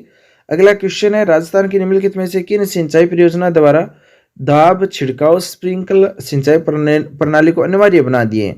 ये क्वेश्चन 2022 में पूछा है। एक नंबर है नर्मदा नहर परियोजना। जो नर्मदा नहर परियोजना है ना, सिरोही जो झील है उसमें सबसे अधिक है। तो नर्मदा नहर जो सिंचाई परियोजना है उसमें अनिवार्य है कि आपको जो पानी है वो फव्वारों से लगाना होगा। स्प्रिंकलर यानी फव्वारा होता है उससे ही लगवाना होगा, छिड़काव करना होगा, न कि आप जो नदी नाले हैं उनके द्वारा पानी लगाएंगे अपने खेतों में। तो ये जो स्प्रिंकलर वाला है ना, ये इंपॉर्टेंट है और एग्जाम में कई बार पूछा गया है। नर्मदा नहर परियोजना के अंदर अनिवार्य है कि आप फव्वारा से ही पानी लगा सकते हैं। उसके बाद में अगला क्वेश्चन देखो, कौन से जिले गजनेर लिफ्ट नहर से लाभान्वित होते हैं। गजनेर कहाँ पर है, बीकानेर में। और कौन कौन से जिले इन गजनेर लिफ्ट नहर से लाभान्वित होंगे, तो बीकानेर और नागौर होंगे। एक नंबर ऑप्शन होगा ना सही, बीकानेर और नागौर। अगला क्वेश्चन है वर्षा जल संग्रहण करने वाला रानीसर टांका कहाँ स्थित है। वर्षा जल संग्रहण करने वाला रानीसर टांका कहाँ स्थित है। एक number Jaisalmer, 2 number Jodhpur, 3 number Barmer और 4 नंबर पर है बीकानेर। तो इसका सही आंसर क्या हो जाएगा, जोधपुर। वर्षा जल संग्रहण करने वाला रानीसर टांका है वो जोधपुर में ही, 2 नंबर ऑप्शन इसका सही होगा। अगला क्वेश्चन है भारत का कितना सतही जल राजस्थान में मिलता है। यानी भारत का कितना सतही जल राजस्थान में मिलता है। तो एक नंबर है 1.16%। 1.16% याद रखिए, ये क्वेश्चन कई बार एग्जाम में पूछा भी गया है कि भारत का कितना जल है, जो सतह पर जल है वो कितना परसेंट राजस्थान में है, तो 1.16% है। और 10.41% क्या है, भूमि है। भूमि और पानी को आपको एक साथ याद रखिए। अगला जो क्वेश्चन है सोमकागदर सिंचाई परियोजना किन जिलों में है। सोमकागदर सिंचाई परियोजना किन जिलों में है। एक number Dungarpur, 2 number Banswara, 3 number Udaipur, 4 number Chittorgarh. तो इसका सही आंसर क्या हो जाएगा, उदयपुर में। सोमकागदर जो सिंचाई परियोजना है ना, ये उदयपुर में है। अगला क्वेश्चन देखो, राजस्थान की प्री कैम्ब्रियन चट्टानों का आधारभूत वर्णन किसने किया था। राजस्थान की प्री कैम्ब्रियन चट्टानों का आधारभूत जो वर्णन है वो A.M. हेरोन ने किया था। A.M. हेरोन ने किया था। अगला क्वेश्चन है निम्नलिखित में से कौन सा राजस्थान के दक्षिणतम भाग में अवस्थित है। लूणी बेसिन, माही बेसिन, बनास बेसिन और दक्षिणी अरावली। जो माही बेसिन है, माही नदी दक्षिण में है, तो दक्षिण में कौन सी बेसिन हो जाएगी, माही बेसिन हो जाएगी। 2 नंबर दे रखा है माही बेसिन। अगला क्वेश्चन है खतन का चयन करना है, कौन सा सही है कौन सा गलत है। तो देखिए लसाड़िया का पठार जयसमंद झील के पूर्व में स्थित है। लसाड़िया का पठार है वो जयसमंद झील के पूर्व में स्थित है, ये सही है। ठीक है। उसके बाद में नागपाड़ मध्य अरावली का सर्वोच्च शिखर है, ये गलत है। नागपाड़ नहीं है, मध्य जो अरावली है उसका जो नागपाड़ है ये सबसे ऊंचा शिखर नहीं है। उसके बाद में देखो छप्पन का मैदान प्रतापगढ़ और चित्तौड़गढ़ के मध्य स्थित है। तो छप्पन का मैदान प्रतापगढ़ और चित्तौड़गढ़ कहाँ गया, ये भी गलत है। अगला है शिवपुर घाट एवं बर अरावली के दर्रे हैं। तो शिवपुर घाट और बर है, ये दोनों ही अरावली के दर्रे हैं, तो सही होगा 4 नंबर भी। तो इसमें 2 असत्य है, 2 सत्य है। अगला क्वेश्चन है निम्नलिखित में से कौन से कारक राजस्थान में मरुस्थलीकरण के लिए उत्तरदायी हैं। ये कॉलेज व्याख्याता के अंदर पूछा गया क्वेश्चन है कि शिवपुर घाट और बर अरावली के दर्रे निम्नलिखित में से कौन से कारक राजस्थान में मरुस्थलीकरण के लिए उत्तरदायी है। मरुस्थलीकरण के लिए यानी 1 नंबर वनों की कटाई, 2 नंबर अति पशुचारण, 3 नंबर बूंद बूंद सिंचाई, 4 नंबर है मृदा अपरदन। तो इसका सही आंसर क्या हो जाएगा, 1 2 4। ठीक है, तो 3 नंबर यहाँ पर बूंद बूंद सिंचाई है, ये इसमें शामिल नहीं है। बाकी वनों की कटाई, अति पशुचारण और मृदा अपरदन है, ये तीनों इसके जो मरुस्थलीकरण के उत्तरदायी कारक माने जाते हैं। अगला जो क्वेश्चन है वो देखो, जुरासिक युग की चट्टानें राजस्थान के किन जिलों में है। जुरासिक युग की जो चट्टान है वो राजस्थान के किन जिलों में है, तो जैसलमेर और बाड़मेर में है जुरासिक चट्टानें। अगला जो क्वेश्चन है, राजस्थान के बांगड़ प्रदेश के जिलों में कौन सा सम्मिलित नहीं है। तो राजस्थान के बांगड़ प्रदेश में कौन सा सम्मिलित नहीं है। 1 नंबर सीकर, झुंझुनू, चूरू और राजसमंद। तो इसमें राजसमंद है, ये बांगड़ प्रदेश जिलों में नहीं है। बाकी सीकर, झुंझुनू और चूरू है, ये बांगड़ क्षेत्र में आते हैं। अगला क्वेश्चन देखो, एक तरफ प्रदेश दिए गए, दूसरी तरफ पर्वत चोटी दी गई है, हमें उनका मिलान करना है। उत्तरी अरावली के अंदर जो पर्वत चोटी है वो भानगढ़ है, और उत्तरी जो मध्य अरावली है उसमें तारागढ़ की पहाड़ी है, और दक्षिणी अरावली है उसमें ऋषिकेश है। और ये क्वेश्चन संस्कृत डिपार्टमेंट में 2019 के अंदर 2nd ग्रेड में पूछा गया क्वेश्चन है। अगला क्वेश्चन है वो देखो, अगला क्वेश्चन देखो, बागड़ के नाम से जाना जाता है, बागड़ कौन सा है। तो बागड़ मध्य माही का जो मैदान है, मध्य माही का मैदान वह बागड़ कहलाता है। अरावली के पश्चिमी का क्षेत्र जो पुरानी कोप मिट्टी जल मिट्टी से निर्मित है, इसके अंतर्गत नागौर, सीकर, झुंझुनू और सीकर जिले आते हैं। अगला क्वेश्चन देखो, निम्नलिखित में से कौन सा एक पठार माउंट आबू से लगा हुआ है। माउंट आबू के साथ कौन सा पठार इनमें से लगा हुआ है। 1 नंबर बोराट का पठार, 2 नंबर हाड़ौती का पठार, 3 नंबर उड़िया का पठार और 4 नंबर है ऊपरमाल। तो जो उड़िया का पठार है ये माउंट आबू से लगा हुआ है। उड़िया का जो पठार है वो सबसे ऊंचा पठार है जो माउंट आबू के साथ में लगा हुआ है। अगला जो क्वेश्चन है, नालीनुमा अपरदन सर्वाधिक पाया जाता है। यह क्वेश्चन आरपीएससी ने 2020 में पूछा है कि नालीनुमा जो अपरदन होता है मिट्टी का वो कहाँ पर है। तो 1 नंबर है जोधपुर, 2 नंबर बीकानेर, 3 नंबर कोटा और 4 नंबर पर सिरोही में। सबसे ज़्यादा जो पानी का भाव होगा, जहाँ पर सबसे ज़्यादा नदियाँ होगी, नाले होंगे, वहाँ पर नालीनुमा अपरदन सबसे अधिक होगा। तो कोटा जिला है, वहाँ पर सबसे ज़्यादा अपरदन होता है नालीनुमा। अगला क्वेश्चन देखो, राजस्थान में घास के मैदान और चारागाह कहलाते हैं। राजस्थान में जो घास के मैदान है और जो चारागाह है वो क्या कहलाते हैं। 1 नंबर बीड़। तो इसका जो सही आंसर है वो है बीड़, लेकिन बीकानेर, जोधपुर, सीकर, झुंझुनू और चूरू में पाए जाने वाले जो घास के मैदान है उन्हें स्थानीय भाषा में बीड़ बोला जाता है, बीड़ बोलते हैं। अगला क्वेश्चन है, राजस्थान के किस क्षेत्र में अनुप्रस्थ बालुका स्तूप मिलते हैं। अनुप्रस्थ बालुका स्तूप कहाँ पर मिलते हैं। तो बीकानेर जिले में पुंगल के चारों ओर जो स्थान है वहाँ पर अनुप्रस्थ बालुका स्तूप मिलते हैं, बीकानेर के पुंगल क्षेत्र के अंदर। अगला क्वेश्चन है, डेगाना, बिलाड़ा, पाली तथा जालोर भाग है। डेगाना, बिलाड़ा, पाली और जालोर है, ये किसके भाग है। ये लूनी बेसिन के भाग है। लूनी नदी बहती है, लूनी बेसिन के अंदर आते हैं डेगाना, बिलाड़ा, पाली और जालोर जिला। अगला क्वेश्चन देखो, चित्तौड़गढ़ किला अवस्थित है। चित्तौड़गढ़ किला मेसा के पठार पर है। याद रखिए दोस्तों, ये क्वेश्चन कई बार एग्जाम में पूछा है। चित्तौड़गढ़ का किला कहाँ पर अवस्थित है। तो मेसा का जो पठार है उस पर स्थित है। अगला जो क्वेश्चन है वो देखो, निम्न में से थार मरुस्थल के किस भाग की समुद्र तल से सबसे कम ऊंचाई है। यानी थार मरुस्थल के किस भाग की समुद्र तल से सबसे कम ऊंचाई है। तो 1 नंबर उत्तरी भाग, 2 नंबर दक्षिणी भाग, 3 नंबर उत्तरी पूर्वी भाग और 4 नंबर उत्तरी पश्चिमी भाग। जो दक्षिणी भाग है ना वो समुद्र तल से कम ऊंचाई पर स्थित है, दक्षिणी भाग। तो इसका सही आंसर दक्षिणी भाग होगा। अगला क्वेश्चन है, झालावाड़ अवस्थित है। झालावाड़ हाड़ौती के पठार में है। झालावाड़ हाड़ौती में आता है ना। हाड़ौती में कौन कौन से जिले आते हैं। कोटा, बूंदी, बारां। और साथ में जो झालावाड़ है उसके नज़दीक जो लगने वाले हैं टोंक है, कोटा है, ये जो क्षेत्र है कुछ सवाई माधोपुर का क्षेत्र लगता है। तो यहाँ पर जो भीलवाड़ा है ये क्षेत्र हाड़ौती के अंदर आते हैं कुछ क्षेत्र, तो उसमें झालावाड़ भी अवस्थित है हाड़ौती पठार में। पहला क्वेश्चन है, निम्नलिखित में से कौन सा स्थल राजस्थान में 1857 की क्रांति का केंद्र नहीं था? यानी इनमें से कौन सा स्थल है जो राजस्थान के 1857 के अंदर जो क्रांति हुई थी उसका केंद्र नहीं था? ये क्वेश्चन पटवारी एग्जाम 2021 शिफ्ट सेकंड में और खनिज विभाग पुलिस फोर्स 2013 में पूछा है कि 1857 की क्रांति के टाइम इनमें से कौन सा है जो केंद्र नहीं था? 1 number Auwa, 2 number Ajmer, 3 number Jaipur और 4 नंबर पर है नीमच। तो इसका सही आंसर क्या हो जाएगा? आहुआ था ठिकाना, अजमेर भी था, नीमच भी था, लेकिन जयपुर नहीं था। 3 नंबर ऑप्शन सही होगा, जयपुर। अगला क्वेश्चन है, 1857 की क्रांति हुई थी, उसमें नसीराबाद में विद्रोह करने वाली जो बटालियन है वो कौन थी? ये क्वेश्चन पटवारी परीक्षा 2021 में फर्स्ट शिफ्ट में पूछा गया क्वेश्चन है। 1857 में नसीराबाद में विद्रोह करने वाली बटालियन कौन सी थी? तो 1 नंबर है बॉम्बे लॉर्सर्स और 2 नंबर है 30वीं बंगाल नेटिव इन्फेंट्री और 3 नंबर पर है मेरवाड़ा बटालियन, 4 नंबर पर है 15वीं बंगाल नेटिव इन्फेंट्री। तो इसका सही आंसर क्या हो जाएगा? जो 15वीं बंगाल नेटिव इन्फेंट्री है ये 1857 में नसीराबाद में विद्रोह करने वाली बटालियन थी। तो 4 नंबर ऑप्शन सही होगा, 15वीं बंगाल नेटिव इन्फेंट्री। अगला जो क्वेश्चन है वो देखो, राजस्थान के कोटा राज्य में 1857 के विद्रोह का नेतृत्व करने वाले कौन थे?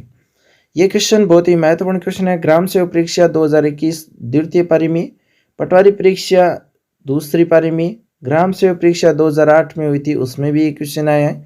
तो ये क्वेश्चन महत्वपूर्ण है कि राजस्थान के कोटा राज्य में 1857 के विद्रोह का नेतृत्व करने वाले कौन थे? तो 1 नंबर लाला हरदयाल तथा महावत खां और 2 नंबर पर है कुशाल सिंह राम सिंह, 3 नंबर है लाला जयदयाल व मेहराब खां और 4 नंबर पर है पंडित नैनूराम शर्मा व विजय सिंह पतिंग। तो राजस्थान के अंदर जो कोटा राज्य है उसमें 1857 का विद्रोह का जो नेतृत्व करने वाले थे वो थे, एक तो थे लाला जयदयाल और दूसरे थे मेहराब खां। ये दोनों थे कोटा का नेतृत्व करने वाले। ये क्वेश्चन कुछ लोग ये बोलते हैं कि क्वेश्चन रिपीट नहीं होता। ये क्वेश्चन देखो ग्राम विकास अधिकारी 2021 में आया है, इससे पहले ग्राम सेवक परीक्षा हुई थी उसमें 2008 में ये क्वेश्चन आया था। तो दोनों सेम एग्जाम में 2 बार ये क्वेश्चन आ गया। तो क्वेश्चन रिपीट होते हैं, बस आपको ये देखना है कि इसकी व्याख्या सहित क्वेश्चन को कंप्लीट करना है और आपका जो लेवल है उस हिसाब से पता चलता है किस टाइप के क्वेश्चन पूछे गए, तो उस हिसाब से ही आपका माइंड सेट हो जाए। उस हिसाब से जब आप जो बुक पढ़ते हैं, थ्योरी पढ़ते हैं, तो उसमें क्वेश्चन ऑटोमेटिक आ जाते हैं आपके दिमाग में कि हाँ ये क्वेश्चन पूछा गया था, इस टाइप के क्वेश्चन पूछे जाते हैं, इसलिए पेपर बेस्ड क्वेश्चन पूछे जाते हैं और उनको पढ़ना भी जरूरी होता है। अगला क्वेश्चन देखो, अक्टूबर 1857 में विद्रोह के समय कोटा में अंग्रेज पॉलिटिकल एजेंट कौन था? ये एसआई बीएसटी दोनों एग्जाम पूछा गया क्वेश्चन है। अक्टूबर 1857 में विद्रोह के समय कोटा में अंग्रेज पॉलिटिकल एजेंट कौन था? कोटा में कौन था? बर्टन था ना, मेजर बर्टन। 2 नंबर ऑप्शन दे रखा है, मेजर बर्टन, 2 नंबर ऑप्शन सही होगा। अगला क्वेश्चन है, 1822 ईस्वी में गठित मेरवाड़ा बटालियन का मुख्यालय था। 1822 में गठित मेरवाड़ा बटालियन का मुख्यालय कहाँ पर था? 1 number Jahazpur, 2 number Nasirabad, 3 number Deoli और 4 नंबर पर है ब्यावर। तो इसका सही आंसर क्या हो जाएगा? ब्यावर। ब्यावर क्या पर है? अजमेर में। 1822 में गठित मेरवाड़ा बटालियन का मुख्यालय ब्यावर में था। 4 नंबर ऑप्शन इसका सही होगा। अगला क्वेश्चन देखो, राजस्थान में छावनी मंडल की स्थापना कहाँ की गई थी? छावनी मंडल है उसकी स्थापना कहाँ की गई थी? यह क्वेश्चन पटवारी ग्राम सेवक दोनों में पूछा गया है। 2011 और 21 में पूछा गया, यानी 2011 और 21 में कितना अंतर हो गया? 10 साल का अंतर हो गया। 10 साल बाद सेम क्वेश्चन पूछ लिया गया उसी जो एग्जाम के अंदर है, ठीक है। तो राजस्थान में छावनी मंडल की स्थापना कहाँ हुई थी? 1 number Chittorgarh, 2 number Beawar, 3 number Bhiwadi और 4 नंबर नसीराबाद। छोटी क्लासों से आप पढ़ते आ रहे हैं कि छावनी मंडल की स्थापना कहाँ से शुरू हुई थी? नसीराबाद, अजमेर से। तो 4 नंबर ऑप्शन सही होगा, नसीराबाद। अगला क्वेश्चन है, आमेर का कछवाहा वंश अपने आप को किसका वंशज मानता है? आमेर का कछवाहा वंशज था, आमेर कहाँ पर है? जयपुर में है। और जयपुर का जो कछवाहा वंश था वो अपना जो वंश है वो कुश वंश का मानते हैं, कुश वंश का वंशज मानते हैं कछवाहा वंश आमेर का। अगला क्वेश्चन देखो, आमेर के किस राजा ने अपनी पुत्री का विवाह अकबर के साथ किया था? तो भारमल ने। भारमल था राजा था उसकी पुत्री का विवाह अकबर के साथ किया गया था। अगला जो क्वेश्चन है, किस राजपूत राजा ने हरिनाम, सुंदरदास एवं जगन्नाथ जैसे विद्वानों को संरक्षण प्रदान किया था? किस राजपूत राजा ने हरिनाम, सुंदरदास, जगन्नाथ जैसे विद्वानों को संरक्षण दिया था? वो थे आमेर के राजा मान सिंह। और ये क्वेश्चन सेकंड ग्रेड 2010 में पूछा भी गया है। अगला क्वेश्चन है, उन दो सरदारों के नाम बताइए जिन्हें अकबर के समय 7000 की मनसबदारी प्रदान की गई थी। तो राजा मान सिंह और कोका अजीज थे, दो ऐसे राजा थे जिनको 7000 की मनसबदारी प्रदान की गई थी अकबर के द्वारा। तो राजा मान सिंह और कोका अजीज। यह क्वेश्चन दोस्तों पशुधन सहायक सेकंड ग्रेड दोनों एग्जामों के अंदर पूछा गया क्वेश्चन है। अगला क्वेश्चन देखो, राजस्थान के उन राज्य का वह कौन सा शासक था जिसने बनारस हिंदू विश्वविद्यालय की स्थापना में महत्वपूर्ण भूमिका निभाई थी? तो हमारे जो बीकानेर के राजा थे महाराजा गंगा सिंह, जिन्होंने बनारस के अंदर जो हिंदू विश्वविद्यालय खोला गया था उसमें उनकी महत्वपूर्ण भूमिका थी महाराजा गंगा सिंह की। अगला जो क्वेश्चन है, कौन सा राजपूत शासक था जिसने सर्वप्रथम मुगल सम्राट अकबर की अधीनता स्वीकार की थी? यानी ऐसा कौन सा राजपूत शासक था जिसने सबसे पहले मुगल सम्राट अकबर की जो अधीनता है वो स्वीकार की थी? बारमल ने अपनी पुत्री अकबर के साथ शादी की थी, बारमल ने अपनी पुत्री की। तो सबसे पहले मुगल सम्राट से संबंध बनाने वाले भी बारमल है। अगला जो क्वेश्चन है, राजा मान सिंह किस शासक के विश्वसनीय जनरल थे? अकबर के। राजा मान सिंह जयपुर के थे और ये सबसे ज़्यादा विश्वास है वो अकबर मान सिंह पर करता था। और मान सिंह ने 3 मुगल शासकों की सेवा की है। आमेर के शासक मान सिंह ने अकबर की सेना का नेतृत्व करते हुए काबुल अभियान, मिर्जा हकीम खां के विद्रोह का दमन, बिहार अभियान, गिद्धगोर के शासक पूर्णमल के विद्रोह का दमन, उड़ीसा अभियान, अफगान शासक नासिर खां को परास्त किया था, बंगाल अभियान, कूच बिहार के शासक राजा लक्ष्मी नारायण, पूर्वी बंगाल के शासक केदारनाथ को परास्त किया था। यह सफलतापूर्वक संचालन इन्होंने किया था। यह इसकी व्याख्या थी।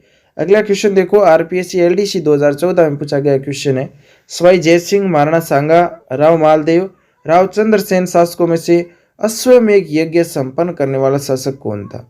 अश्वमेघ यज्ञ संपन्न करने वाला शासक इनमें से था सवाई जयसिंह। सवाई जयसिंह कहाँ का था? जयपुर का था, जिन्होंने अश्वमेघ यज्ञ संपन्न करवाया था।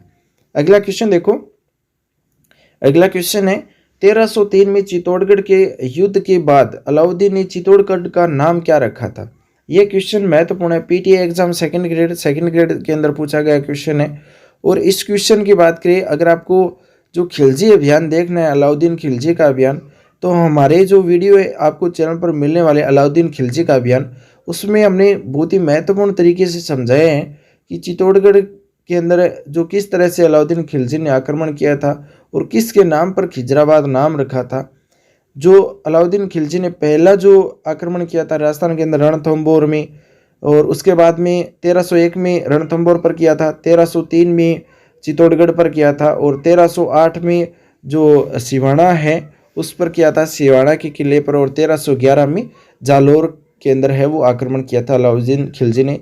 तो इन चारों को हमने अच्छे से बताया, तो हमारा जो वीडियो है वो चैनल पर आपको मिल जाएगा खिलजी अभियान से संबंधित। इसका नाम खिजराबाद रखा गया था। चित्तौड़गढ़ को जीतने के बाद में 1303 में जीता था।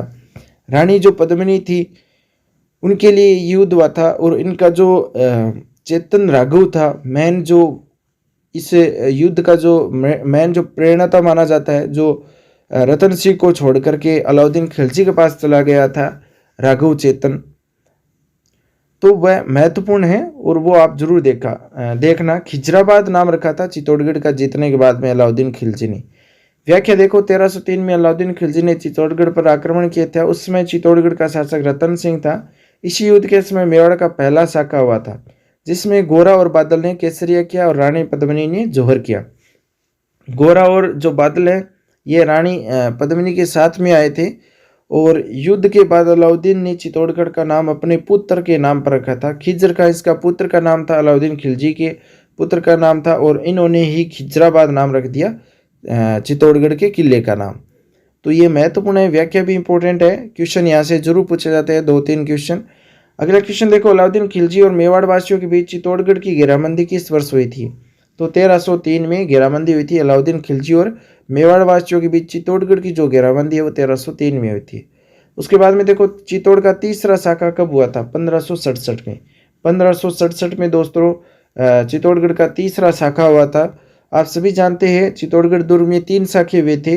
पहला शाखा 1303 में अलाउद्दीन खिलजी के द्वारा आक्रमण के बाद में हुआ था और रतन सिंह की जो पत्नी थी पद्मिनी, उन्होंने जोर किया था पहला। और दूसरा शाखा राणा सांगा और विधवा पत्नी कर्मावती के नेतृत्व में गुजरात की सुल्तान बहादुर शाह 1534 में आक्रमण के समय महाराणा विक्रम सिंह के सैनिकों ने देवलिया प्रतापगढ़ के राघव बहादुर सिंह के नेतृत्व में किया गया था। तीसरा शाखा 1567 में अकबर के आक्रमण के समय जयमल राठौड़ और फतेह सिसोदिया एवं कल्लाजी राठौड़ के नेतृत्व में हुआ था। ये तीनों शाखा एक साथ में बता दिए चित्तौड़गढ़ के, और क्वेश्चन यहाँ से जरूर पूछा जाएगा, कन्फर्म है, इंपॉर्टेंट है। अगला क्वेश्चन देखो, मेवाड़ के महाराणा उदय सिंह को बचाकर अपने पुत्र की बलि देने वाली स्वामी भक्त दाई कौन थी? ये क्वेश्चन बहुत बार एग्जाम में पूछा गया है। ऐसी कौन सी एक दाई माँ है जो मेवाड़ के महाराणा उदय सिंह को बचा करके अपने पुत्र की बलि दी थी? तो वो थी पन्ना दाई। पन्ना दाई है, उन्होंने उदय सिंह का लालन पोषण किया था और अपने बच्चे को उदय सिंह के बदले में वो अपने पुत्र की बलि दी थी इन्होंने। अगला जो क्वेश्चन है, महाराणा कुंभा द्वारा रचित ग्रंथ संगीतराज कितने कोशों में विभक्त है? तो 5 कोशों में विभक्त है।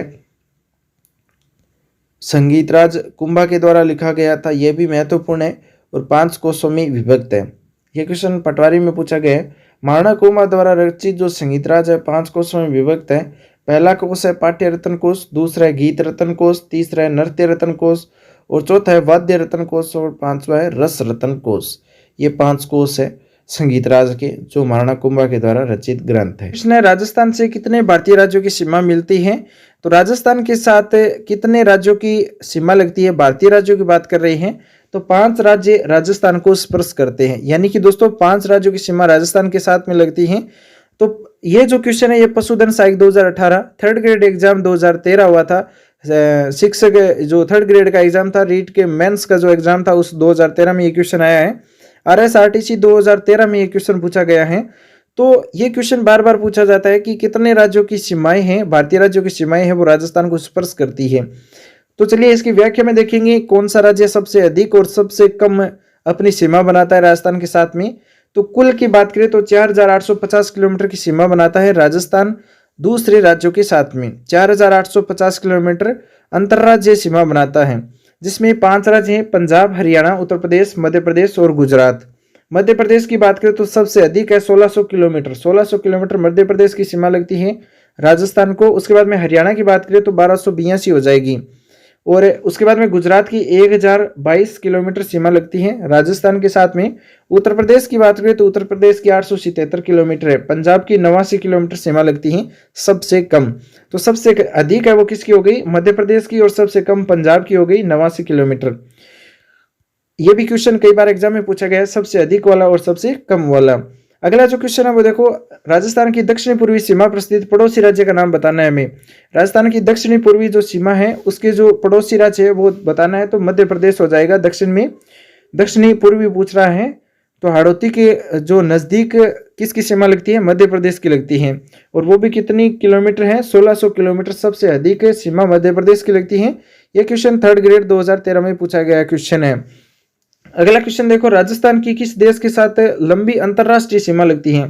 तो राजस्थान की सबसे लंबी जो अंतरराष्ट्रीय सीमा है वो पाकिस्तान के साथ लगती है, और जो भारत की पाकिस्तान के साथ सीमा लगती है उसे रेड क्लिफ रेखा बोला जाता है। ये क्वेश्चन थर्ड ग्रेड 2013 में, पटवार एग्जाम 2011 में, RAS प्री 1998 में पूछा गया क्वेश्चन है। क्वेश्चन का कोई पुराना नहीं होता है, जो क्वेश्चन 1998 में पूछा गया वो ही क्वेश्चन 2013 में पूछा गया है। तो आपको पिछले सभी एग्जामों के क्वेश्चन है वो पढ़ना चाहिए, उससे आपको क्या होता है पता चल जाता है किस प्रकार के क्वेश्चन है वो पूछे जाते हैं। अगला क्वेश्चन है, किस जिले की सीमा अधिकतम जिलों को स्पर्श करती है? यानी कि दोस्तों अभी जो नए जिले बनाए गए उससे पहले के जो जीके है वही आने वाला है, और उसमें देखिए तो सबसे अधिक किस जिले के साथ सीमा लगती थी अन्य जिलों की? तो वो था पाली। पाली जिले के साथ में 8 अन्य जिलों की सीमाएं भी लगती थी, जो अजमेर, बाड़मेर, जालोर, जोधपुर, नागौर, राजसमंद, सिरोही व उदयपुर, कुल 8 जिलों को स्पर्श करती थी पाली की सीमा। और ये क्वेश्चन स्कूल व्याख्याता फर्स्ट ग्रेड 2016 में, JVVN 2013 में और थर्ड ग्रेड एग्जाम 2013 में ये क्वेश्चन पूछा गया है। अगला क्वेश्चन है, राजस्थान का भौगोलिक क्षेत्रफल लगभग किसके बराबर में है? राजस्थान का जो भौगोलिक क्षेत्रफल है वो किस देश के लगभग बराबर में है? तो 1 number Canada, 2 number France, 3 number Australia और 4 नंबर पर है जर्मनी में से। तो यहाँ पर जर्मनी है वो इसका सही आंसर होगा। जर्मनी का जो क्षेत्रफल है वो लगभग राजस्थान के क्षेत्रफल के बराबर है और ये क्वेश्चन 2013 में थर्ड ग्रेड में पूछा गया क्वेश्चन है। अब बात करेंगे राजस्थान के क्षेत्रफल की, तो 3,42,239 वर्ग किलोमीटर राजस्थान का क्षेत्रफल है, जिसमें कांगो रिपब्लिक 3.42 लाख वर्ग किलोमीटर है, फिनलैंड का 3.37 लाख वर्ग किलोमीटर है, जर्मनी का 3.57 लाख वर्ग किलोमीटर है। ये लगभग बराबर है जर्मनी की। और राजस्थान का क्षेत्रफल जर्मनी और जापान के लगभग बराबर है। ब्रिटेन का 2 गुना है, श्रीलंका का 5 गुना है और इजराइल का 17 गुना है। ये आपको याद रखना है। अगला जो क्वेश्चन है वो देखो, बीकानेर, जैसलमेर, बाड़मेर, श्रीगंगानगर में से कौन सा एक सबसे कम अंतर्राष्ट्रीय सीमा वाला जिला है? तो सबसे कम जो अंतर्राष्ट्रीय सीमा है वो है बीकानेर जिले की। सबसे अधिक की बात करें तो जैसलमेर की हो जाएगी, लेकिन सबसे कम है बीकानेर की। अगला जो क्वेश्चन है वो है, अनास एक सहायक नदी है। अनास किसकी सहायक नदी है? ये क्वेश्चन सेकंड ग्रेड संस्कृत शिक्षा विभाग है उसमें पूछा गया है और 2019 में ये क्वेश्चन पूछा गया है। अनास एक सहायक नदी है, तो 1 नंबर माही की और 2 नंबर गंभीर नदी की, 3 नंबर साबरमती नदी की और 4 नंबर है घग्गर नदी की। तो इसका सही आंसर रहने वाला है माही नदी की। अनास एक सहायक नदी है वो है माही नदी की। 1 नंबर ऑप्शन इसका सही होगा। अगला क्वेश्चन है, नदी और उद्गम स्थल दिए गए हैं। एक तरफ नदी है, दूसरी तरफ उद्गम स्थल दिए गए, हमें उनका मिलान करना है। लूनी नदी है, उसका उद्गम स्थल कौन सा है? लूनी नदी कहाँ से निकलती है? तो लूनी नदी अजमेर के जो नागपाड़ी है वहां से निकलती है। लूनी नदी नागपाड़ी से निकलती है, अजमेर से। 5 नंबर पर दे रखा है नागपाड़िया। चंबल नदी कहाँ से निकलती है? चंबल नदी है ये कहाँ से निकलती है? तो जन्ना पाव पहाड़ियाँ निकलती है और ये कहाँ पर है? मध्य प्रदेश में है जन्ना पाव की पहाड़ियाँ। मेमंद जो झील है वहां से निकलती है जन्ना पाव की पहाड़ियों के नजदीक से। उसके बाद में बनास नदी की बात करें तो बनास नदी है वो खमनोर की पहाड़ियों से निकलती है, बाणगंगा विराट की पहाड़ियों से निकलती है और घग्गर नदी है वो शिवालिंग की पहाड़ियों से निकलती है। इस तरह से आपको ये मिलान है वो सही करना है। उसके बाद में अगला क्वेश्चन देखो, राजस्थान के कौन से जिले लूनी नदी का अंतर्वर्ती क्षेत्र यानी कृषि जलवायु प्रदेश में सम्मिलित है? ये क्वेश्चन फर्स्ट ग्रेड 2016 में 21 जुलाई 2016 को पूछा गया था कि राजस्थान के कौन से जिले में लूनी नदी का अंतर्वर्ती क्षेत्र कृषि जलवायु प्रदेश में सम्मिलित है? तो 1 नंबर जोधपुर, नागौर, झुंझुनू, 2 नंबर पाली, सिरोही, जालोर, 3 नंबर बाड़मेर, सिरोही, पाली और 4 नंबर पर है बाड़मेर, जोधपुर, अजमेर। तो इसका सही आंसर हो जाएगा पाली, सिरोही, जालोर। राजस्थान की पाली, सिरोही, जालोर है वो लूनी नदी का अंतर्वर्ती क्षेत्र है, कृषि जलवायु प्रदेश के अंतर्गत आता है पाली, सिरोही, जालोर का क्षेत्र। अगला क्वेश्चन है वो सेकंड ग्रेड के अंदर SST के अंदर पूछा गया है। 30 मार्च 2014 को यह क्वेश्चन आया था। बेडस नदी जिसकी सहायक नदी है वह नदी कौन सी है? बेडस किसकी सहायक नदी है? तो बनास की सहायक नदी है, सभी जानते हैं बनास की सहायक नदी है बेडस नदी। 1 नंबर ऑप्शन सही होगा बनास। अगला क्वेश्चन है, निम्नलिखित में से कौन सा एक सुमेलित नहीं है? ये कॉलेज लेक्चरर एग्जाम हुआ था 21 में, उसमें पूछा है। सेकंड ग्रेड 2017 में एक क्वेश्चन पूछा है कि इनमें से सुमेलित नहीं है वो हमें बताना है। तो बाणगंगा नदी है वो बेराट की पहाड़ियों से निकलती है, यहाँ पर दे रखा है खमनोर की पहाड़ियों से, तो ये गलत है। साबी नदी सेवर की पहाड़ियों से निकलती है, सही है। सोम नदी बीछामेड़ा से निकलती है और कांतली नदी खंडेला की पहाड़ियां सीकर से निकलती हैं, तो ये तीनों सही है। 1 नंबर वाला बाणगंगा वाला ये गलत है। अगला जो क्वेश्चन है वो देखो, राजस्थान के राष्ट्रीय उद्यान कौन से हैं? ये क्वेश्चन सेकंड ग्रेड 2018 में, पुलिस एग्जाम 2008 में ये क्वेश्चन पूछा है कि राजस्थान के राष्ट्रीय उद्यान कौन से हैं? मुकुंदरा हिल्स, रणथंभौर, केवलादेव गन्ना अभयारण्य, ये तीनों ही राष्ट्रीय उद्यान है। अगला क्वेश्चन देखो, मुकुंदरा हिल्स टाइगर रिजर्व राज्य के किस 4 जिलों में फैला हुआ है? मुकुंदरा हिल्स टाइगर रिजर्व है ये राज्य के किन 4 जिलों में है? तो कोटा, बूंदी, चित्तौड़गढ़ और झालावाड़, इन 4 जिलों में फैला हुआ है। और ये क्वेश्चन सेकंड ग्रेड 2018 में फर्स्ट शिफ्ट के अंदर ये क्वेश्चन पूछा गया है। अगला क्वेश्चन है वो देखो, साइबेरियन सार्स किस ऋतु में गन्ना पक्षी राष्ट्रीय उद्यान में आते हैं? यानी साइबेरियन सार्स है वो आते हैं गन्ना पक्षी राष्ट्रीय उद्यान में, तो ये शीत ऋतु में आते हैं, सर्दी के अंदर आते हैं साइबेरियन सार्स गन्ना पक्षी राष्ट्रीय उद्यान में।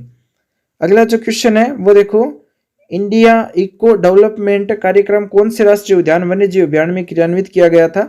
तो इंडिया इको डेवलपमेंट कार्यक्रम है ये रणथंभौर राष्ट्रीय उद्यान में क्रियान्वित किया गया था।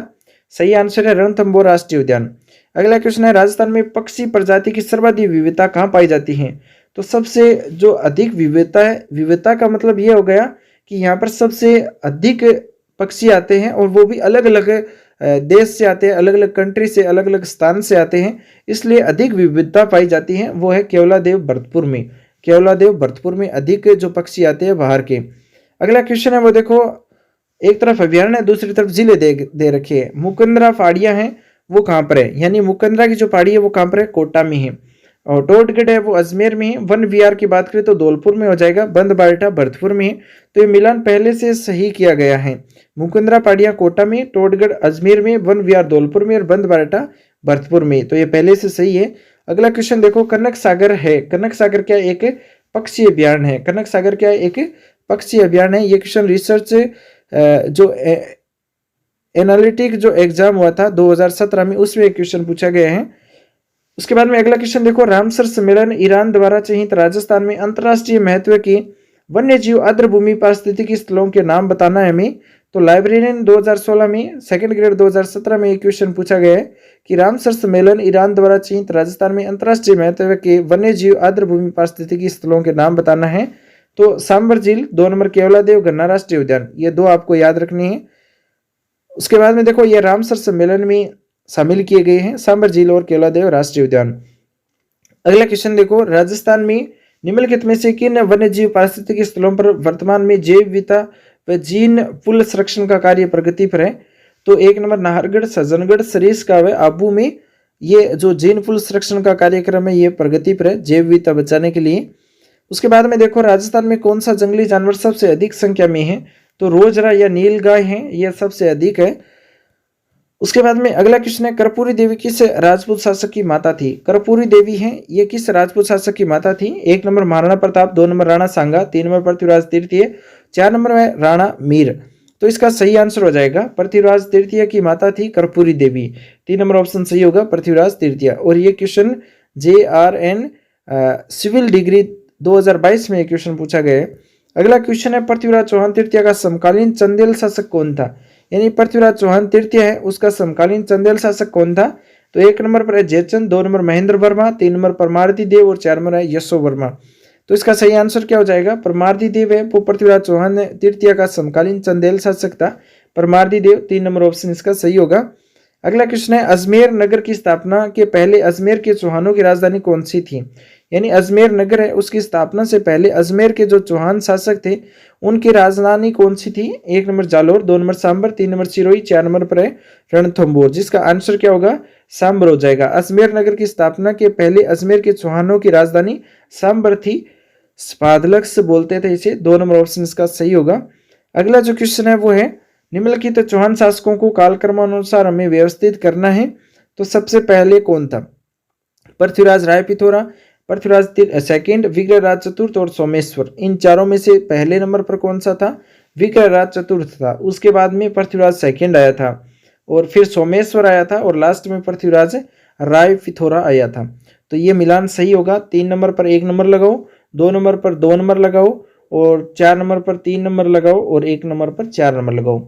इस तरह से आपको ये मिलान करना है। उसके बाद में देखो, चौहान वंश के संस्थापक सहसमल की राजधानी क्या थी? चौहान वंश के शासक थे सहसमल, उनकी राजधानी क्या थी? तो 1 number Chandravati, 2 number Achalgarh, 3 number Sirohi और 4 नंबर पर है शिवगंज।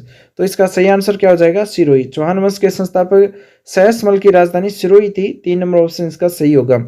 अगला क्वेश्चन है वो देखो, निम्नलिखित में से कौन सी पुस्तक चौहानों के इतिहास के बारे में जानकारी का स्रोत नहीं है?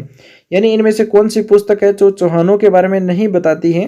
तो 1 नंबर है सुरजन चरित्र, 2 नंबर है हमीर महाकाव्य, 3 नंबर है पृथ्वीराज विजय और 4 नंबर पर है हर्ष चरित्र।